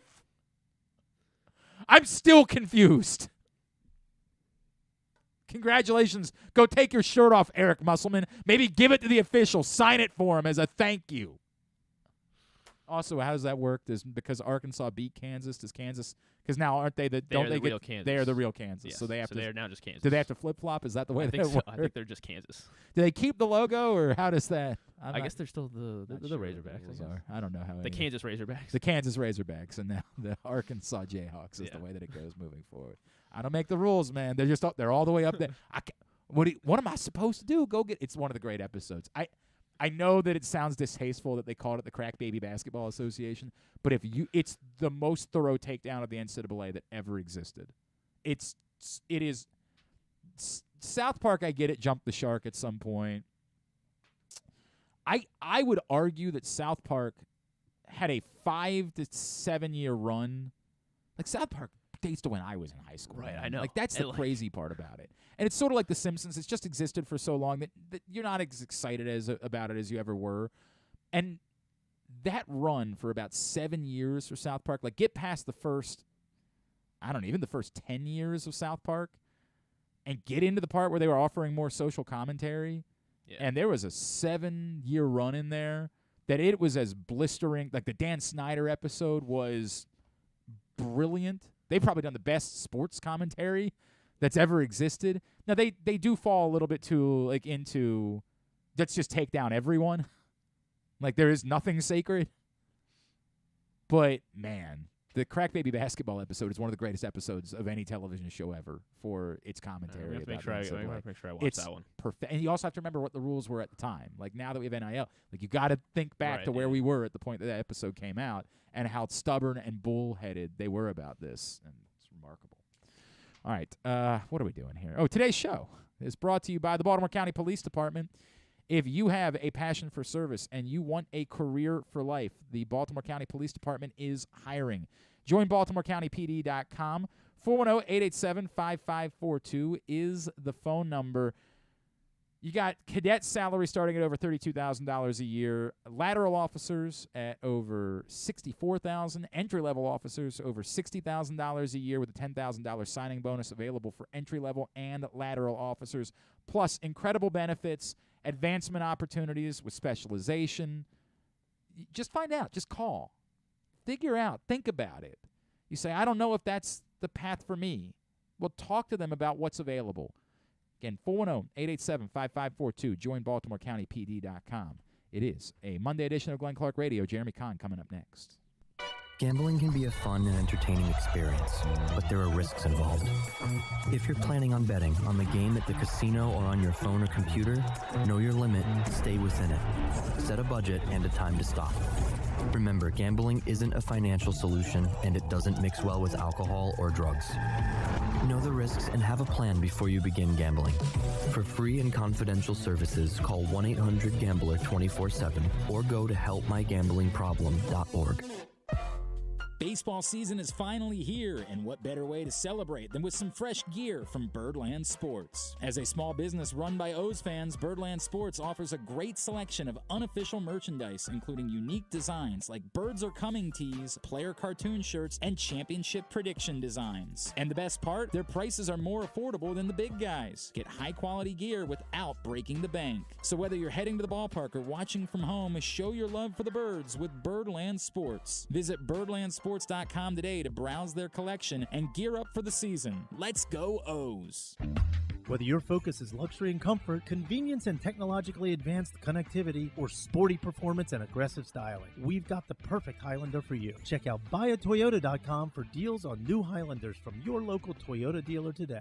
Have you experienced hardship due to COVID-19 and want to start a new career path? Look no further than CCBC. Starting in March, CCBC offers short-term career training programs in IT and cybersecurity. And the best part, funding is available to those who qualify. IT and cybersecurity are growing fields that can provide a stable income and job security. With CCBC's IT and cybersecurity programs, you'll learn everything you need to know to get started in these exciting fields. Call us at 443-840-2222 or visit ccbcmd.edu to learn more. CCBC IT and cybersecurity. Your new career starts now with funding available. 443-840-2222 or ccbcmd.edu. Another Orioles season is in the books, and the Bat-Around was there every step of the way as the Birds posted their first winning season in 6 years. And after promoting 2 #1 overall prospects in Adley Rutschman and Gunnar Henderson, Mike Elias has said it's liftoff from here. Hi, I'm Paul Valley, and along with my co-host Zach Goodman, we'll be here every Saturday from 10 a.m. to noon all off season, discussing every signing, trade, and waiver claim as we navigate the cold winter months that lead to spring training. You can watch us at youtube.com/PressBoxOnline and Facebook.com/PressBoxSports, or listen live at PressBoxOnline.com/radio. And if you miss a show, you can find us anywhere you get your podcasts. So tune into the Bat-Around with Paul Valley and Zach Goodman every Saturday from 10 a.m. to noon right here at PressBox Sports. Stan the Fan here, welcoming back one of my favorite sponsors, the Costas Inn. And everybody around Baltimore knows the Costas Inn is a great place to go and grab crabs, steaks, salads, soups, whatever's on your mind to eat in person. But did you know that the Costas Inn has upped their game? They are now one of the premier takeout places in Baltimore. Give them a call now to order your food, 410-477-1975. That's the Costas Inn, over 4100 North Point Boulevard. If you need more of Glenn, you can also hear him every Sunday with Rita on 105.7 The Fan. But also, if you need more of Glenn, what's wrong with you? All right, back in here on GCR as we continue along here on a Monday edition of the program. Baseball betting is here. If you're into betting the World Baseball Classic, we now know that Team USA is in the final, and you should bet with Betfred. But what you got to do is go to PressBoxOnline.com/offers and then click on the Betfred link. Betfred is Maryland's newest sports book, and you can get up to $1,111 in bonus Fred bets, along with other great incentives and promos when you sign up through that link, PressBoxOnline.com/offers. So baseball futures bets are available, season specials, player award bets. They're all live in Maryland. Go to PressBoxOnline.com/offers right now for your shot at winning big with our friends at Betfred. Go sign up today. A couple of responses that came into our opening segment today. If Lamar doesn't sign the tag, he gets $0, and sitting out a year or two will significantly decrease his market. I think he most likely knows that. Well, that's not what happened with Dak Prescott, is it? And I get it, Dak Prescott played 5 games before he got hurt, but I would think the injury would be a more significant depression for a market than someone just not playing for a season. And then it goes back to the uniqueness of it. If you don't think collusion is the problem, and I'm fine with that, if you think the actual problem is that the rest of the NFL is saying, hey, the Ravens have cleared so much space that they're making it abundantly clear, no matter what, we're going to match the offer, so why would we even bother? If that's the case, then there is no market. How could that market be depressed? No market exists. The only thing that you could do is sit out for the year in order to create a market. And I don't know which is more likely. I don't know if it's more likely collusion or if it's more likely, hey, what are we doing? Why even bother getting involved with this process? Because we can't get the guy anyway. But if it's that, then this is the only way to go about getting yourself a market. I keep coming back to it. Whatever you want the answer to be, put yourself in Lamar Jackson's shoes. If you believe you're being colluded against, or there is no good faith in the argument that we're letting you set the market because we're preventing there from being a market, what are you doing about that? Are you just giving up? Are you just saying, I feel like I got screwed, but all right, go ahead. What is your answer? Because it's easy to say, well, my answer wouldn't be to give up $32 million. Fine. I hear you. And that, to me, probably is still the most likely scenario, even if you're looking to fight. You say, fine, I'll take your $32 million, but I ain't showing up for anything. Then the question becomes, do you have to be there for week 1? Or does it make more of a statement if you say, I'll see you for week 2? It's part of the reason why I've used week 1 as a line of demarcation for the Lamar-O-Meter. Thank you, Griffin. Griffin's mic wasn't on, but he did it. By the way, there was some controversy about that, too. Jeff Turner's got some opinions about that. We got to deal with that before we get out of here today. What do you do? I mean, we've all been in these situations before where we know we're being treated unfairly. Now, for the most part, we say, well, we're just going to suck it up and take it. It's not fair. The company's not treating us fairly. They're taking advantage of me, but I don't have any recourse. Well, it's easy for you to say, well, Lamar Jackson doesn't have recourse either. Maybe. Or maybe he feels like he does. Maybe his recourse is he needs one team to make one offer, and then he turns the Ravens and says, don't match it. Because I'm done with you. And we're going to have problems if you match it. And to Bill Rhoden's point, maybe it's the exact same offer as the Ravens put on the table. Don't know. We'll see. All right, let's welcome in our buddy, Jeremy Conn. This man knows a thing or two about being screwed by the man. This man, we're all anti. From 105.7 The Fan, as part of the wonderful Odyssey Corporation that I also work for, and I love them. God bless them. He is our buddy, Jeremy Conn. What's going on, pal? How are you? Yeah, I want to ask you a serious question that I posed to the guys this morning. Yes. Okay? You've been in a relationship for a long period of time. Yes. You're talking to your significant other. Yeah, I've been married. Like, you've been together, and all of a sudden they tell you that they have had oral sex with 50 different men before you met. Ooh. Okay. Are you upset? No, I'm not. Honest to God. Like, when I was 21, yes. When I was 21, that mattered. Now, okay, can I? Glenn, thank God, because I also thought my wife overreacted. So, I'm sorry. I knew we were going there. I knew we were going there. Thank you. All right, thank you. Thank you for setting it up properly. I knew we were going there. I was told that joke this weekend. That's really good. And I haven't stopped. That's really good. That is really good.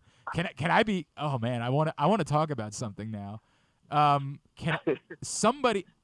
So this is a random.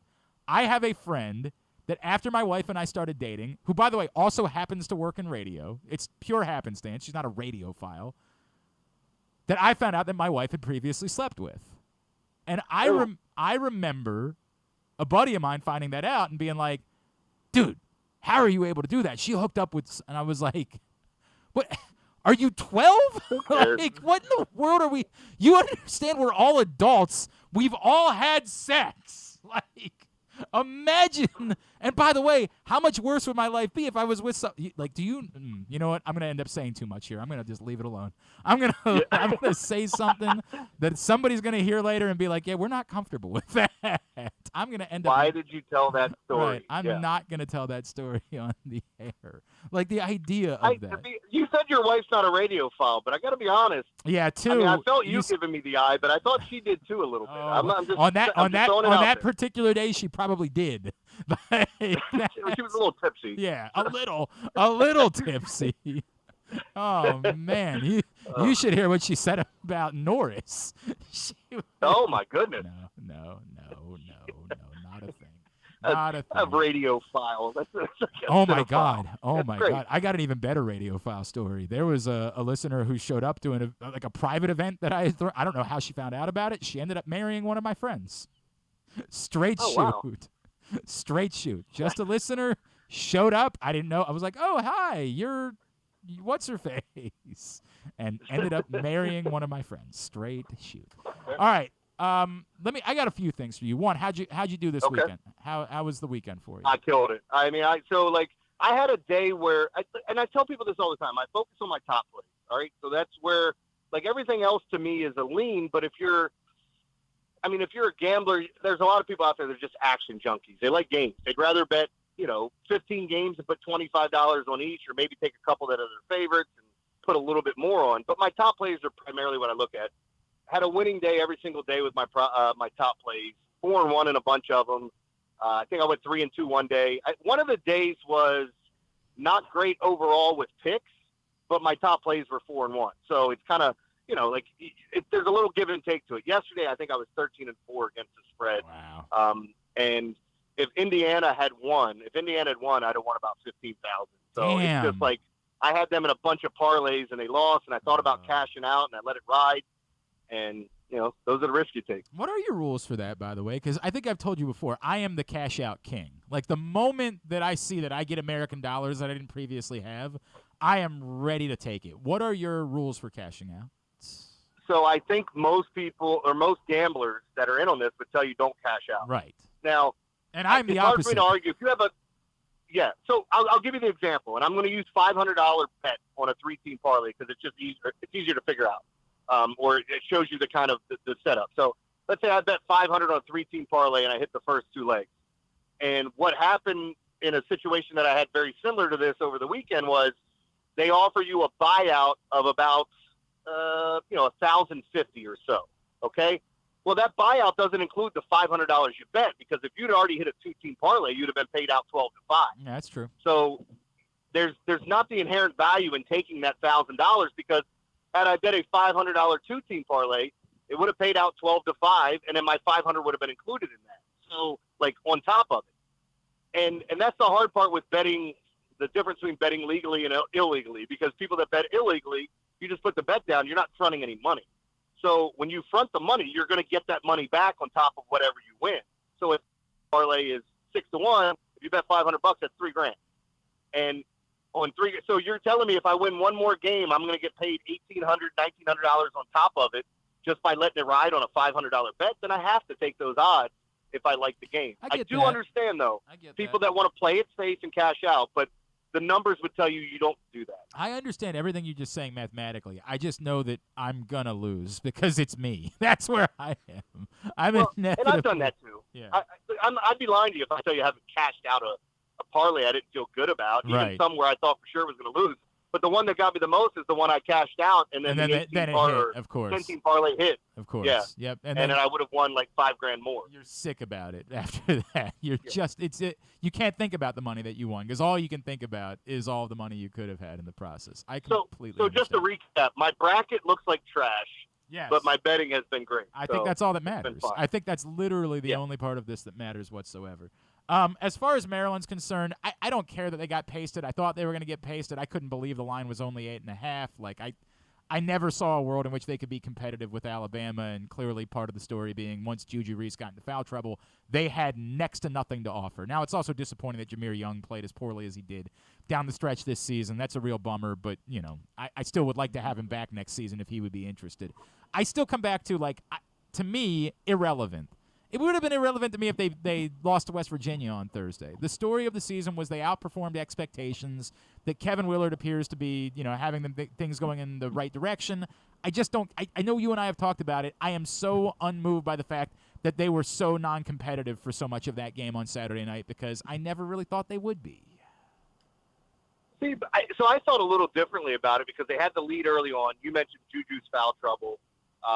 Jameer Young, it looked like it took him a little while to kind of get going, and he never really got it. But with Miller's injury, the groin injury, and granted he played better in this game, I thought they had a shot. The last 6 minutes of the game are going to tell a totally different story than the rest of that game, I think. But that being said, I mean, I liked Maryland plus the points. I thought they could keep it close. And when they jumped out to that lead, I was like, oh, all right, here we go. Should have cashed out. Then I started watching the play afterwards, and it seemed like fool's gold, right?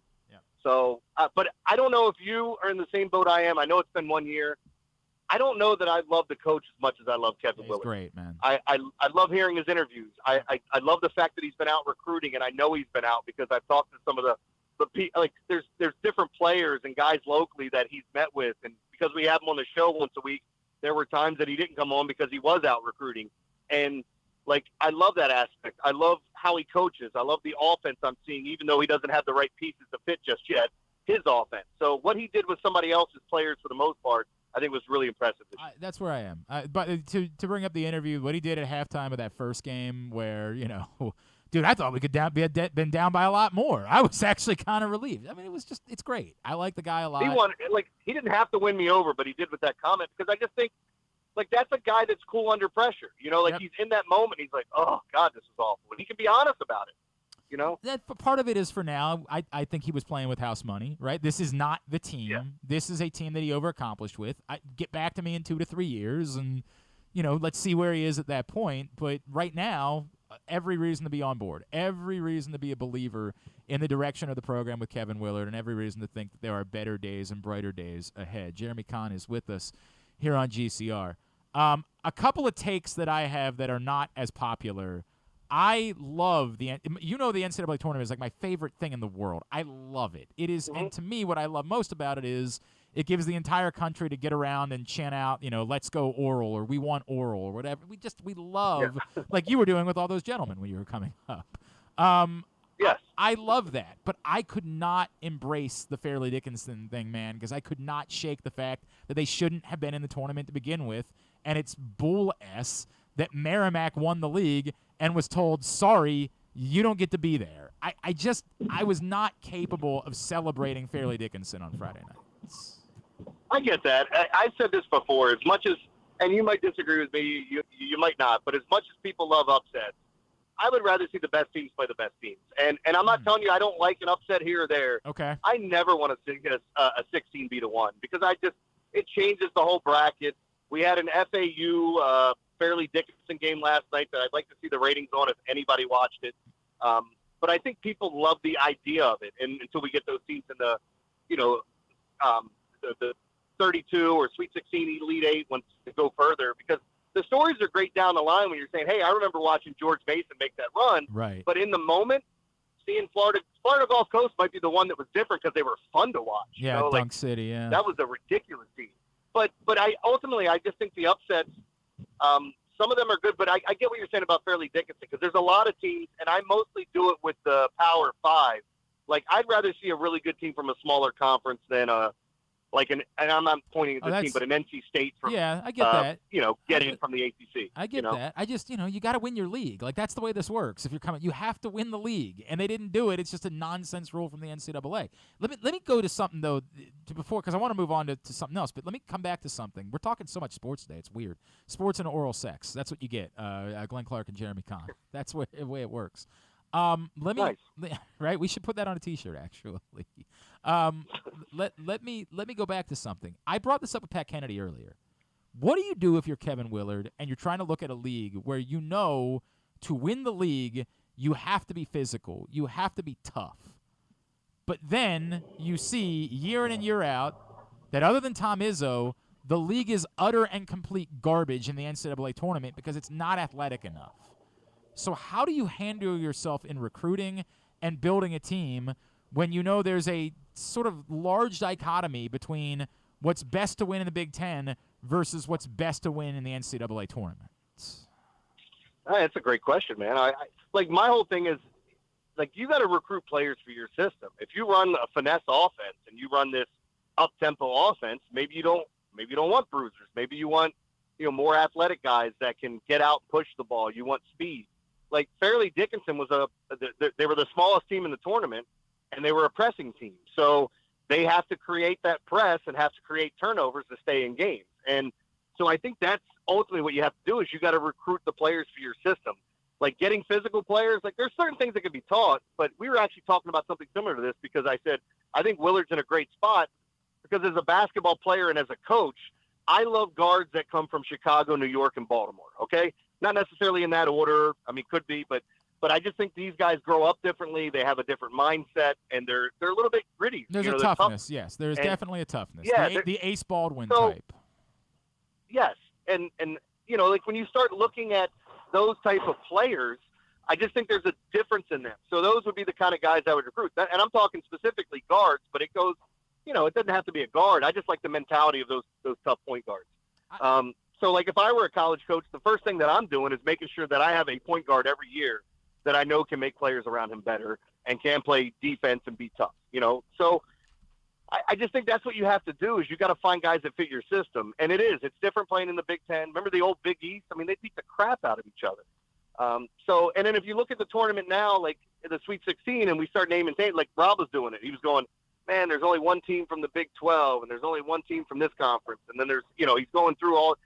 And ultimately, does that tell the story? Because if we flipped everyone around, we probably have, not to say we'd have 16 different teams, but, it's just about the matchup. But the last Big Ten team to win a national championship was Maryland, and they weren't in the Big Ten, right? Like, the Big Ten thing to me is real at this point.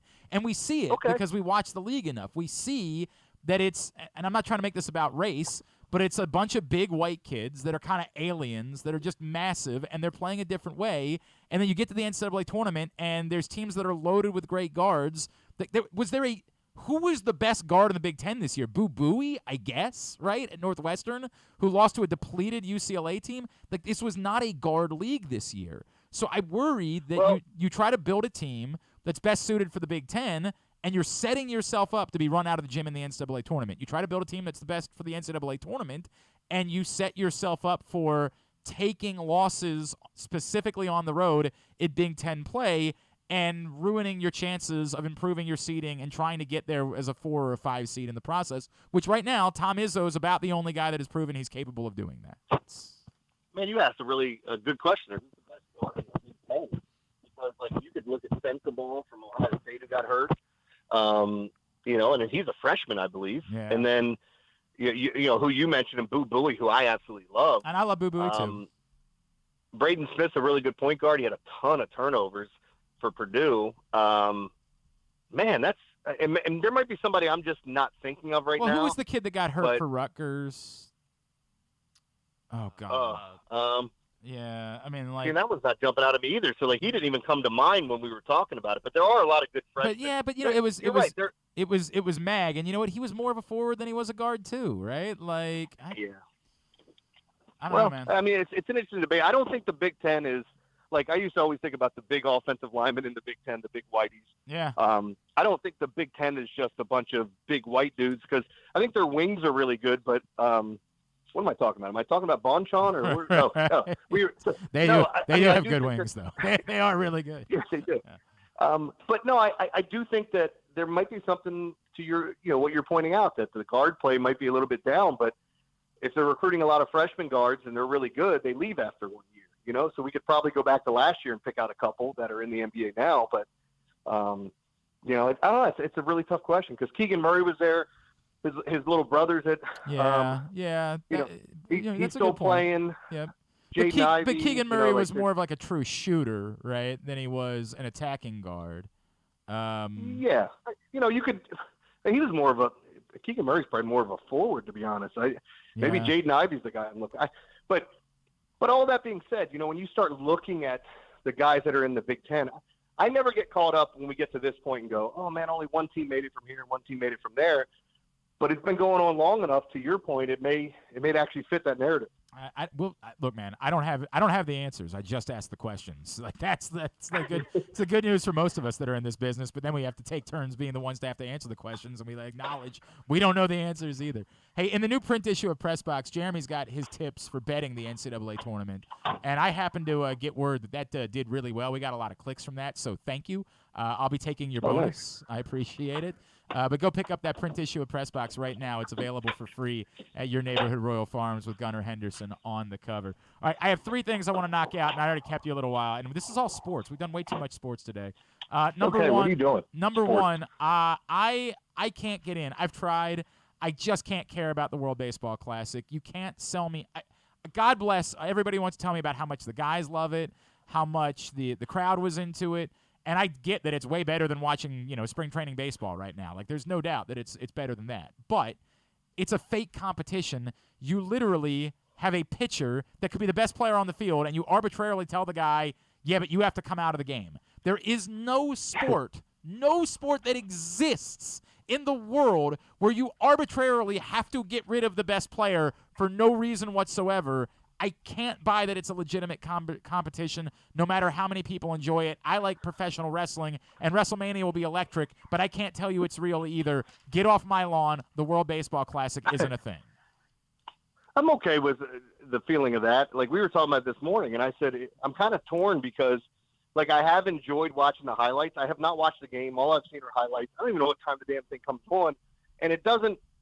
Just to be truthful about it, doesn't mean that I don't like it or I'm not interested in it. There's just so many other things going on right now that I care more about than that with college hoops, the NBA. That's a huge factor as well, no doubt. And for me doing the morning show, some of these games are on so damn late. I'm like, I'm not staying up watching this, and I don't know. It does make it difficult, but I see the merits in that. But I said earlier today, I was like, if I owned a baseball team, I wouldn't want my players to play in the World Baseball Classic. No chance in hell. Now, I get it. Like, you're not going to be able to stop them, and they have enough power at this point. And I'm not trying to say that it's the World Baseball Classic's fault that Edwin Diaz got hurt. You know what I mean? Like, if you can suffer a fluke injury like that, you can do it just about any time. So it didn't have to be at the World Baseball Classic. It could have been as he was walking to his car, like the guy that who was the Orioles player that they, boy, it's a real shame. Ubaldo? Yeah, was it Ubaldo? Yeah, Ubaldo. They were like, yeah, it was real shame how that worked out. Slipped in his kitchen, right? Yeah, just a pothole by accident. What a real bummer that is. He's not going to be available for a little while. It's just, man, gosh golly. I'm not trying to, and I don't think the teams are going to be able to ban them, and nor do I think even that they should. Like, they're going to be doing baseball stuff anyway. So what? But I can't get into something where you're telling me it's baseball, but you got to put the baseball part in air quotes because we all know in a real baseball game, if a dude is dealing for 65 pitches, you're going to let him pitch 30 more. Like, I can't buy that as a legit competition. I'm wondering if they put that in as a rule so that the pitchers can't be abused, because now you're basically loaning your pitcher to another, and you don't want somebody to overuse them early in the season. Not only overuse, but they're not ramped up yet. You're doing it in March. And I'm not trying to tell you that they should change the rules. They have to keep it that way. Like, the World Baseball Classic to me can never be a real thing because they can't do anything about that with the pitchers any longer. You can't compare it to soccer. Like, in soccer, you can't make a World Cup of baseball. In part because in soccer, they have to shut down their own season because the players are always going to care way more about Imagine if the Premier League tried to keep running during the World Cup last year. Like, imagine if Serie A had been like, you know what, we don't really care. Why don't you guys pick which one you want to do? Every single one of them would have gone and competed in the World Cup. They have to shut down. But, yeah, the pitcher thing makes it different. I have started the Lamar-O-Meter. Where would your number be if and I might do this, by the way, I'm going to start this week allowing guests to set the Lamar-O-Meter. Rita's going to get the first chance. If the equation is percentage chance that you believe Lamar Jackson will be the Ravens quarterback in week 1 of the NFL season, where would you set the number? I think I'm at 75. That's about Does where that mean they get a... Yeah, that's where I was, but it came down a little bit today. And it doesn't mean that, like, they're getting a happy Lamar coming back. I'm wondering all about this YouTube channel and this thing that he's doing and what he's going to actually say. But, we've all been wondering, like, what's his side of this? Like, he'll chirp in or chime in every once in a while about that wasn't it. Nah, that's not true or whatever. But I just want to know, what do you want? Like, how much do you want? where do you want to be? Do you want to be in Baltimore? Ultimately, is that where you want to go? So I think 75% is right. And the only reason I'm saying that is because I haven't really heard. I mean, I've heard rumors about the Patriots and Colts, but I haven't heard anybody being in on him yet. Oh, correct. And the only thing you've heard is we had Andy Pollin on today, right? Yeah. And I asked him. I said, well, what about Washington? What are they going to do at quarterback? Any chance they would be in on Lamar? And he's like, no, they just signed Jacoby Brissett. Could you imagine? Like, what does that have to do with anything? Could you imagine that? That's somebody asked me last week if Gardner Minshew signing in Indianapolis would move the Lamar-O-Meter, and I was like, no, in zero way. It shouldn't unless you want a backup quarterback to be your starter. Correct. That would be the situation in both of those. Well, and by the way, I said before, if I was doing radio in Washington, you would have to physically remove me from the studio. This would be the only thing I would talk about every moment of every day. Imagine talking about Georgtown hiring Ed Cooley when you can just absolutely you're going to let Jacoby Brissett and Sam Howell fight over being your quarterback when you're the most irrelevant franchise in the league and you could be in on Lamar Jackson? I would never shut up about it. Never. It's so absurd. What did they say? How through 11 or 13? And by the way, that's not me knocking Andy Pollin. I fully believe what he said. Right, I'm just like, think about that thought process. I would never. Like, hey, we got Jacoby. We don't need Lamar. All right. Oof. And then I wrap with this. Can you admit, have you ever gone out to any event, whether it was St. Patrick's Day, opening day, whatever it was, have you ever in your life as an adult gone out to an event wearing a diaper? No. I'm not opposed to it. That's but what I wanted. That was the next part of it. Yes. Yeah, I'm not opposed to that, but I'm for people that don't know me, I'm a camel. Okay, you can hold. I mean, I can. You're good for a little while. Yeah, once I crack the seal, that's my second win, and it usually doesn't crack for quite a long time. Like I could sit at the bar for 8 hours, you might not see me go to the bathroom. So that I have a lot of questions about. That is overwhelming. The bigger question to me is are these people, do we make fun of them for doing it, or do we acknowledge them as it being intelligent in some way? Game. And I think I lean more towards the former than the latter. Like, at some point, you're still walking around in your own filth, you know? Like, I can't just come around to the idea that, like, this is brilliant. Like, it's still in there. Like, it doesn't go away. It's still sitting in that diaper. That's kind of my thing. Like, I mean, do you go number 2 if you have to go number 2 in there, or what? Is it just for number 1? I'm kind of curious. We have a far bigger problem. I've talked about this before. We have 2 big problems. One, we encourage drinking and driving. We don't want to acknowledge it, but we don't go out of our way. We make it extraordinarily difficult for people. Like, if you want to leave your car in a garage overnight, you're going to be charged $200. There's no reward for, hey, you did the right thing by not drinking and driving. We do everything in our power to penalize people and encourage drinking and driving. We've got a problem with that. But the bathroom thing is the exact same thing.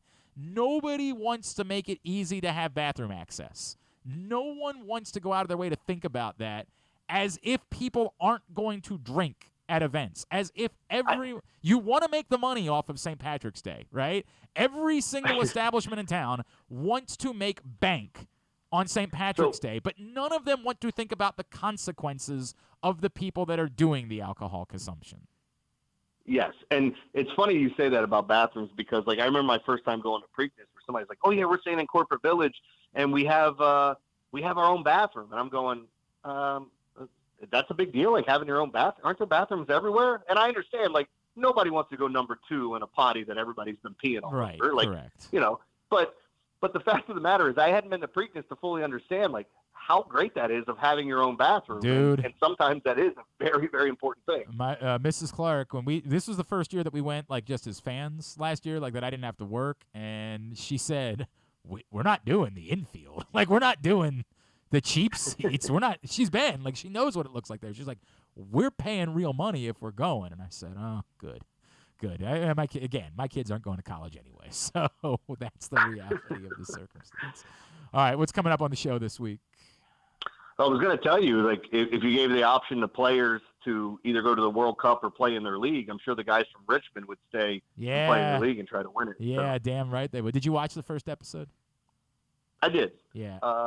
I thought they did a pretty good job. I'm interested to see where it goes. They've created a new conflict internally with Ted. I don't want to give too much away about it. That is interesting to me. I'm still worried that like the foundation was laid for the exact scenario at the end of the year that I didn't want, right? Like I'm still worried that Nate never really gets his comeuppance. Yeah, and like there's a bunch of other storylines that may or may not work out. I'm not sure about the stuff with Cooley and I'm kind of curious. It looks like there might be another love triangle or something going. But anyway, the other thing I was going to bring up about it is do you watch the TV show You? I do. I hate that. I do. I've watched. I haven't finished this season, but I'm at the halfway point. I haven't either. And okay. I'm going to because like my wife and I will finish. This season is arguably one of the worst seasons of television that's ever been put together. It's like everything about this season is so awful and unbelievable. Like they could have aliens come down and just kidnap somebody, and I would find that more believable than the storyline. The other thing, it's a completely different show. Like they just decided to get 3 seasons in and then say, we're bored with what we've been doing. Let's do something utterly and completely different. Now hang on. How do I say that? Now we truly want to make it so that the psychopathic mass murderer is the hero of the story. Yeah. That's apparently what they're doing is creating this.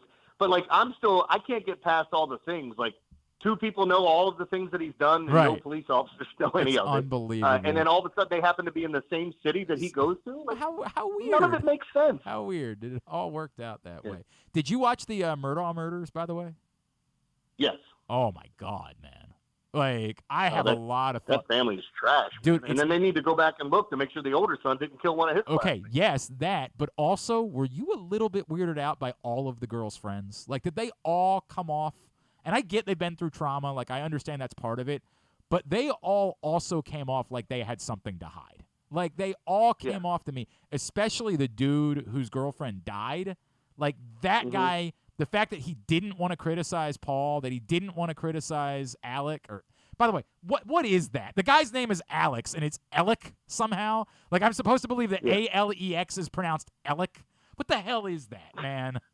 God. But that guy didn't want to criticize any of them. His chick died. Well, and he was could there be something that he's still scared of him? Oh, that theory exists. I also think it's possible that he was all too happy to take advantage of many of the things that came along with being friends with that family. And he knows, maybe not that he killed someone. I don't think that's the case. But that he did things. He shouldn't be trying to portray himself as some sort of hero because he definitely was willing to use that family to his advantage before they killed his girl, right? Like, it definitely read off to me like, none of these are good people. None of these are people that I find myself rooting for. You're all really bad people, just had worse things happen to you than others. Does it feel weird that they're telling everybody that Alec Murdaugh's in prison and he's actually doing 2 to 6 on 105.7 The Fan, which is not bad. Does that feel weird? Not bad. What? That's good. Yeah, he does look a lot like Ken Wyman. Oh, exactly like Ken Wyman. There's no doubt. Well done. All right, picks every day, PressBoxOnline.com, and the Big Bad Morning. Are you guys all? Is it all 3 of you this week?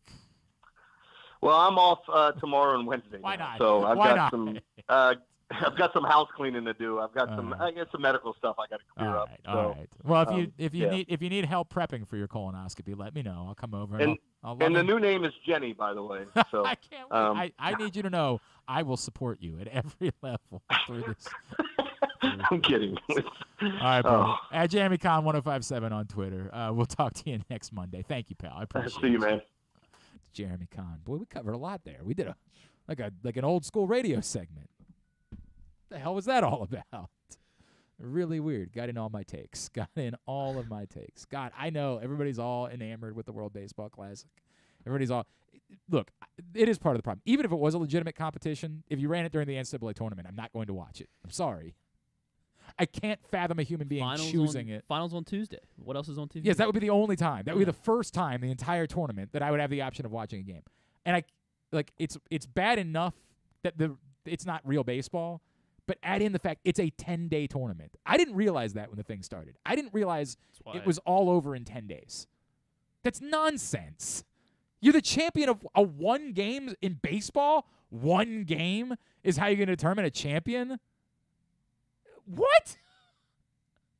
It's the most, at least, even if we acknowledge this is just a silly exhibition, maybe play a 3-game championship series.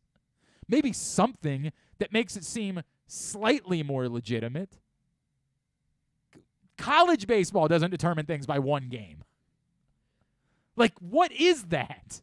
A 1-game knockout tournament? Stop. That's why it's different. They got to be different. Yeah, it's different because it's not real. It's nonsense is what it is. It stinks to high heavens. But again, there's nothing more American than what we do when we ignore all of the facts and just say, but people want it to be true. Well, yeah, exactly. Some dude on Friday night retweeted a comment, "Oh, this is the most electric I've ever felt playing baseball." You're telling me this is a meaningless exhibition? Yes. Because fact is still fact, and feeling is still feeling. And you trying to say, well, it feels real, is what we do now. And this feels like it's true, so we want it to be true. We're going to make it true. Fact be damned. We want this to be true, so it's true. That's the way that we operate now as a society. Frankly, there's nothing more American at this point than the hell with fact. This is what we want fact to be, so we're just going to say it is fact. It's a meaningless exhibition, no matter how much people like it.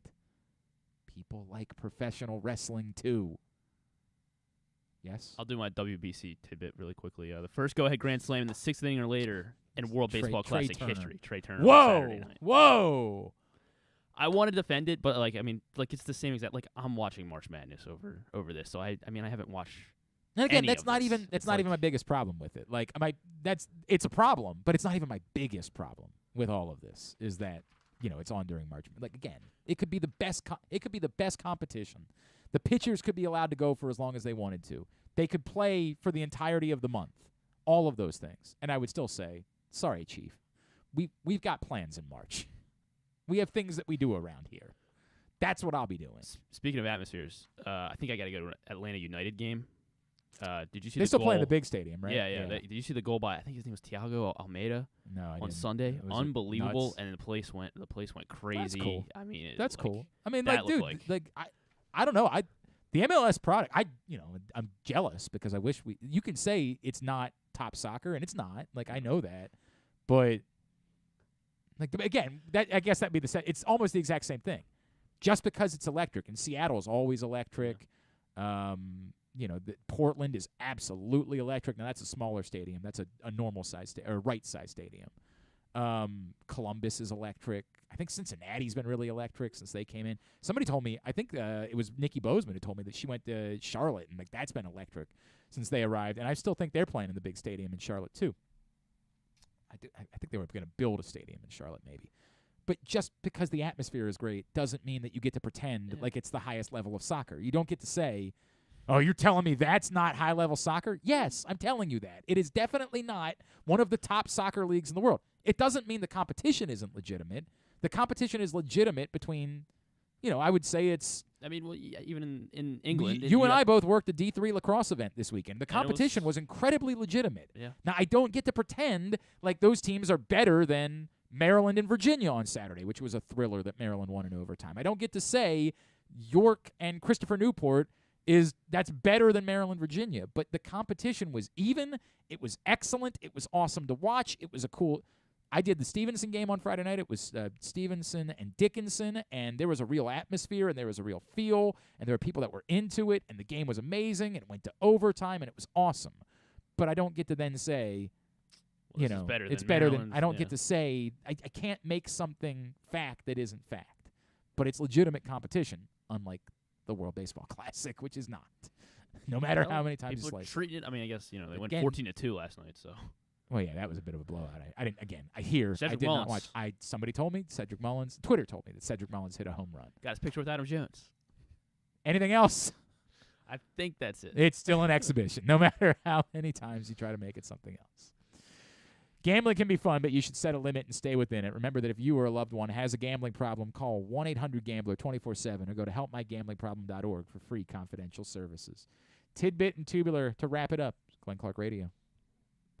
The Baltimore County Police Department is hiring. Entry-level officers start at over $60,000 and over $64,000 for lateral officers, with $10,000 signing bonuses available. Plus, cadets start at over $32,000. Great benefits are available like medical, dental, and vision insurance, tuition reimbursement, 15 sick days per calendar year with no limit, career advancement to more than 20 specialized units, and more, with further incentives for military service members and veterans. A passion for service, a career for life with the Baltimore County Police Department. Find out more at joinbaltimorecountypd.com or call 410-887-5542. Must be a United States citizen, have a valid driver's license, and a high school diploma or GED equivalent.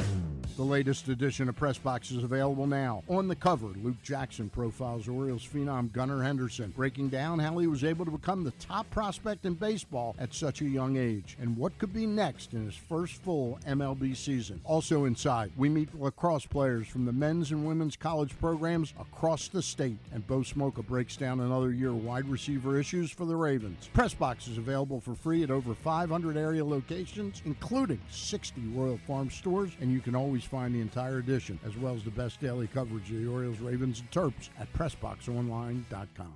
Have you experienced hardship due to COVID-19 and want to start a new career in healthcare? Look no further than CCBC. Starting in March, CCBC offers short-term career training programs in medical front office, pharmacy technician, and certified nursing assistant. And the best part, funding is available to those who qualify. Healthcare is a rewarding field that can offer job security and fulfillment. With CCBC's healthcare programs, you'll learn everything you need to know to get started in these in-demand careers. Call us at 443-840-2222 or ccbcmd.edu to learn more. CCBC Healthcare Programs. Your new career starts now with funding available. 443-840-2222 or ccbcmd.edu.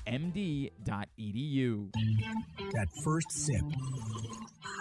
That first bite. Start your day off right with a delicious breakfast at Royal Farms. Choose from a fantastic selection of fresh Royal Farms breakfast sandwiches and top it off with a rich hot cup of the freshest coffee in the world. At Royal Farms, breakfast is available day and night. It's the freshest breakfast in the world. Real fresh, real fast. Royal Farms.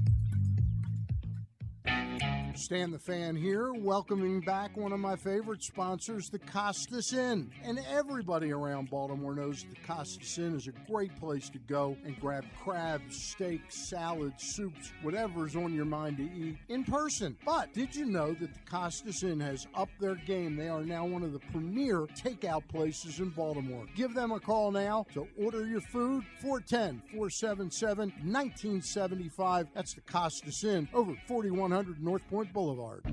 Make the most out of every day in your Toyota RAV4. Available in hybrid or gas-only models. A RAV4 can get you where you want to go in style. Check out buyatoyota.com for deals on new RAV4s from your local Toyota dealer today.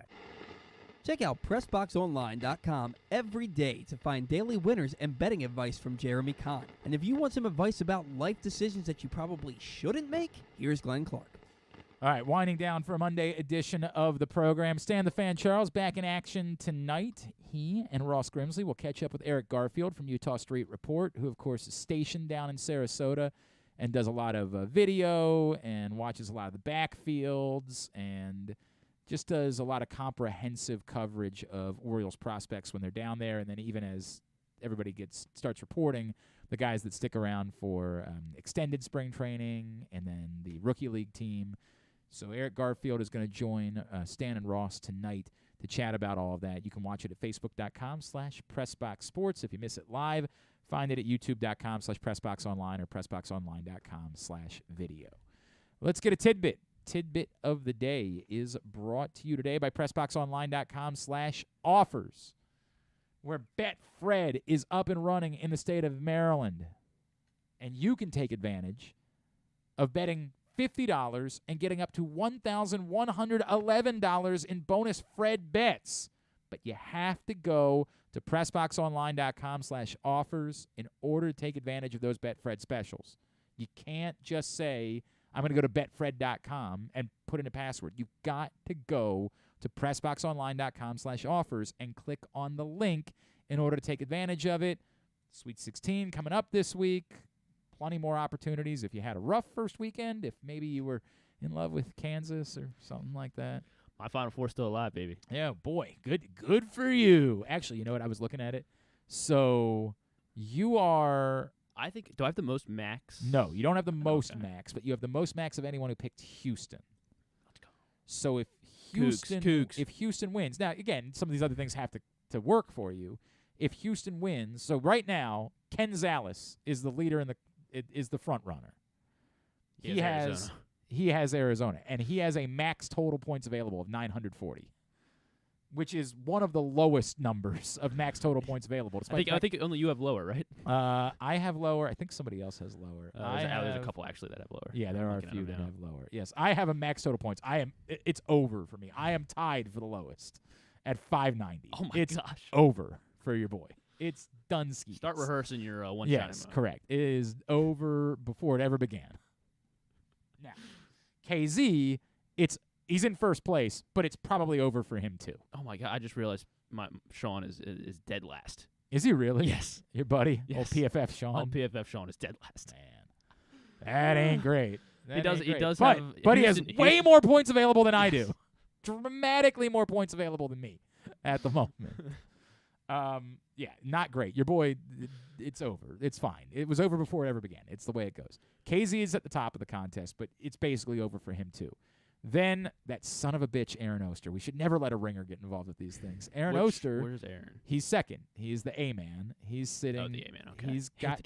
He's got 530 points, and that's good. He also has Houston, so he's got a lot of points available, but you have more points available. That's right. Than Aaron does. So then Kelly, one of the few females that got in. We love Kelly. She's great. A few others. My man, former Maryland punter Travis Bolts, is sitting in the top 5. He also has Houston. So you're in pretty good shape among the Houston folks. Yes. But right after you are a guy, and I forget, he's Little Johnny Ransom, and it's a Boo Earns on Twitter, and I can't remember what it is. John. He's got Texas, and he's in really good shape because no one else has Texas. Right. So if Texas wins at all, he's going to win. There is no question about that. And then there's a few Alabama folks. Especially because they got to get through Houston, yeah. Correct. Yeah. There's a few Alabama folks. My man Ben in San Francisco is sitting in good shape of all the Alabama people. He has the most points available to him at 1610. Whew. So at this point, it's like it's up in the air. I'd say about half of our bracket contest is done, right? Like half of us are out, and then there's a few people that have some points available depending on who wins. And then if somebody obscure, like somebody had Gonzaga, Josh Soroka, our friend from Birdland Sports, has Gonzaga. Who knows, man? A couple UCLAs. There are, but that's tough because they're so banged up. Like there's a UConn down there at the very bottom, so they are probably alive. That's your friend Sean. Sean has Houston. Whoever's right above Sean. Okay. Bugsy has UConn. Okay, got it. You know what? I didn't update this thing. I just realized that. That's part of my problem here. I did not update, so I had him at the bottom. I was looking at yesterday. Oh yeah, he's in real bad shape. But your point. The guy that's sitting in it's second to last right now that has UConn. UConn looked really good against St. Mary's. Who knows? They win the tournament. You could end up going from last to first. But yes, $380 is the important part because that's what's headed to Show Your Soft Side and the wonderful things that they do. So thank you for getting involved. How did we get here? I don't know. Just We're doing tidbit. Okay, so Angel Reese last night, really good game. 25 and 24. Really good. 6 blocks. And let's make sure we reach back out to them this week. And she's the first player since at least 2000 to have 25, 20, and 5 blocks in a tournament game in the women's tournament history. Since at least 2000, I haven't seen anyone that's found anyone before that. So she might be the only one. Would they not keep rebounding statistics before then? I don't understand why it's hard to go past. Yeah, but I haven't found that. But anyway, 25, 24, 6 from Fran. That's remarkable. Yes. Adama Sanogo he is the first player since 2009 to average 25 points, 10 rebounds, and shoot 70% through the first 2 games of the NCAA tournament. That's why UConn could very well be a fact. Like, think about all the UConn teams that won titles. They largely had one player who was, whether it was Shabazz Napier, whether it was Boatwright, Kemba Walker. In an insane way, right? The first title team was a far more that was Rip Hamilton and Khalid Al-Amin and Jake Vashkel. Like that was Rip Hamilton was a superstar, but I would say they were a more balanced team. That was when they were more veteran players. But after that, most of their title teams were like one dude carrying you to a title. So he is the first player since 2009 to have 25, 10, and 70% shooting through the first 2 games. Do you know who that other player might have been? Say that one more time.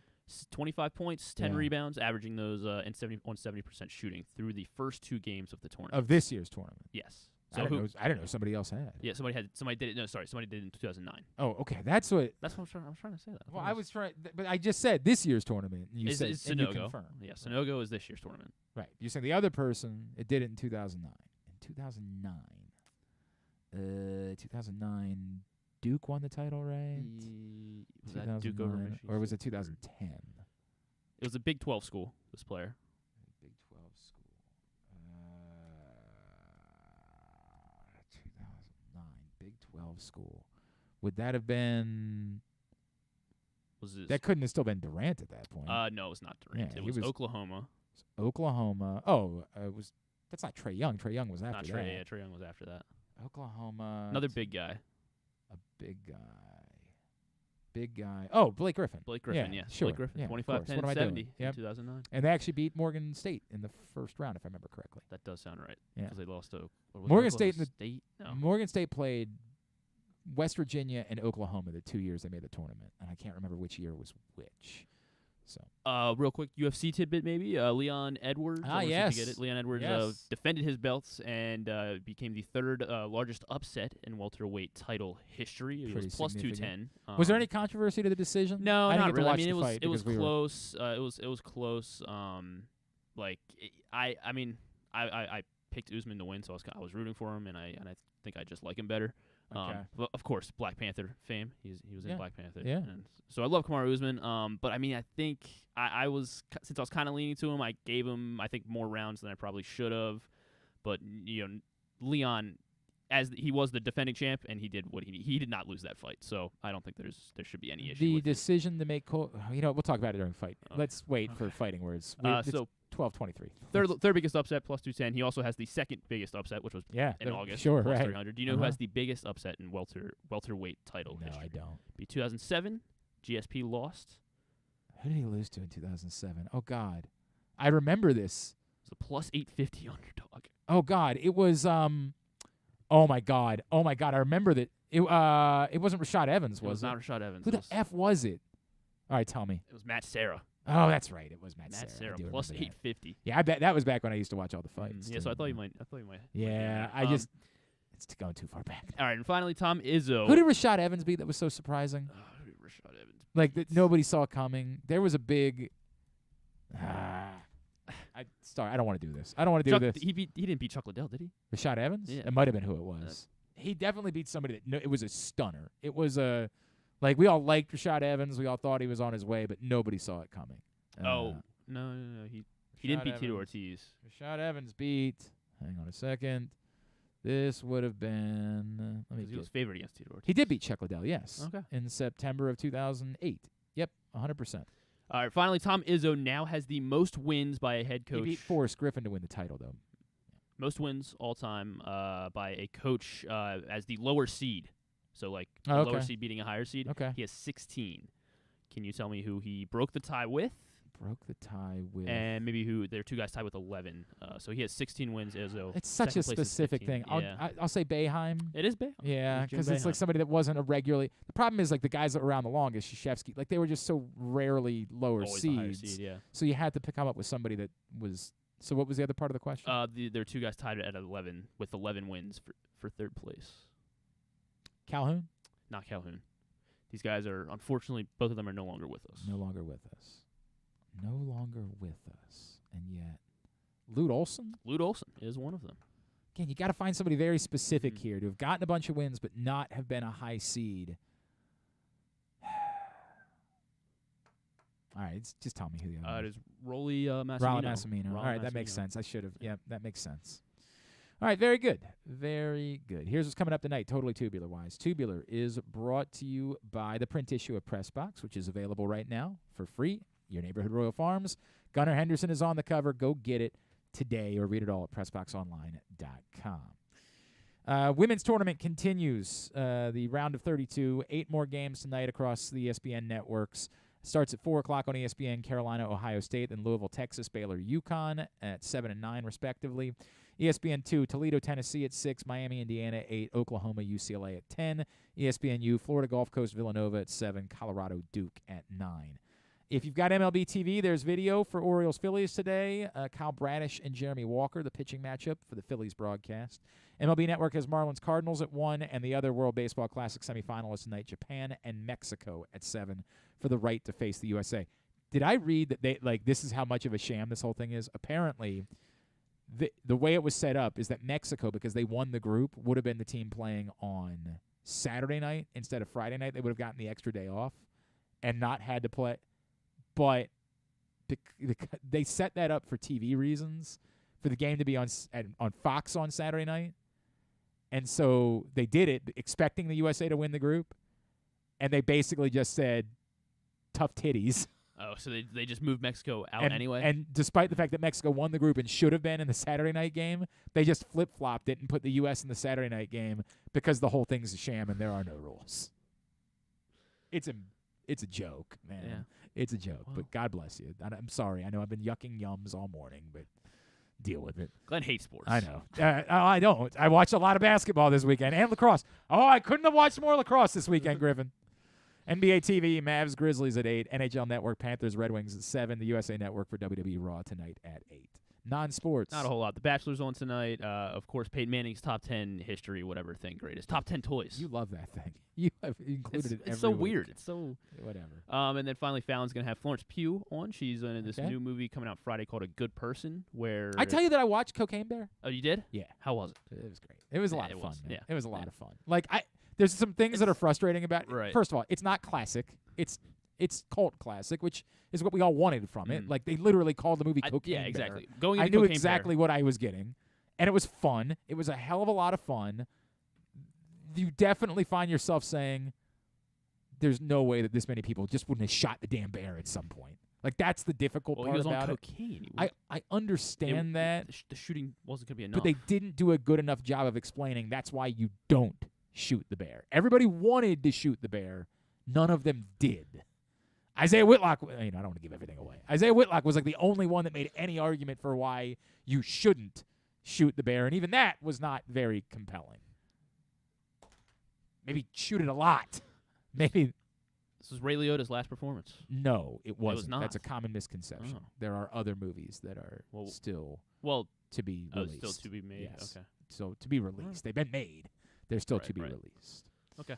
So yeah, Florence Pugh, good person. Looks pretty good. She gets into a car accident, kills her soon-to-be sister-in-law. They cancel the wedding. Morgan Freeman's in it, and it's his daughter. Well, they would probably have to cancel the wedding. Yeah. Well, I mean, I don't know. Like, well, it was a car accident. Like, it was an accident. I hear you, but it's super awkward, man. Anyway, Florence Pugh, Andrew Lloyd Webber, and Talib Kweli and Madlib on Fallon tonight.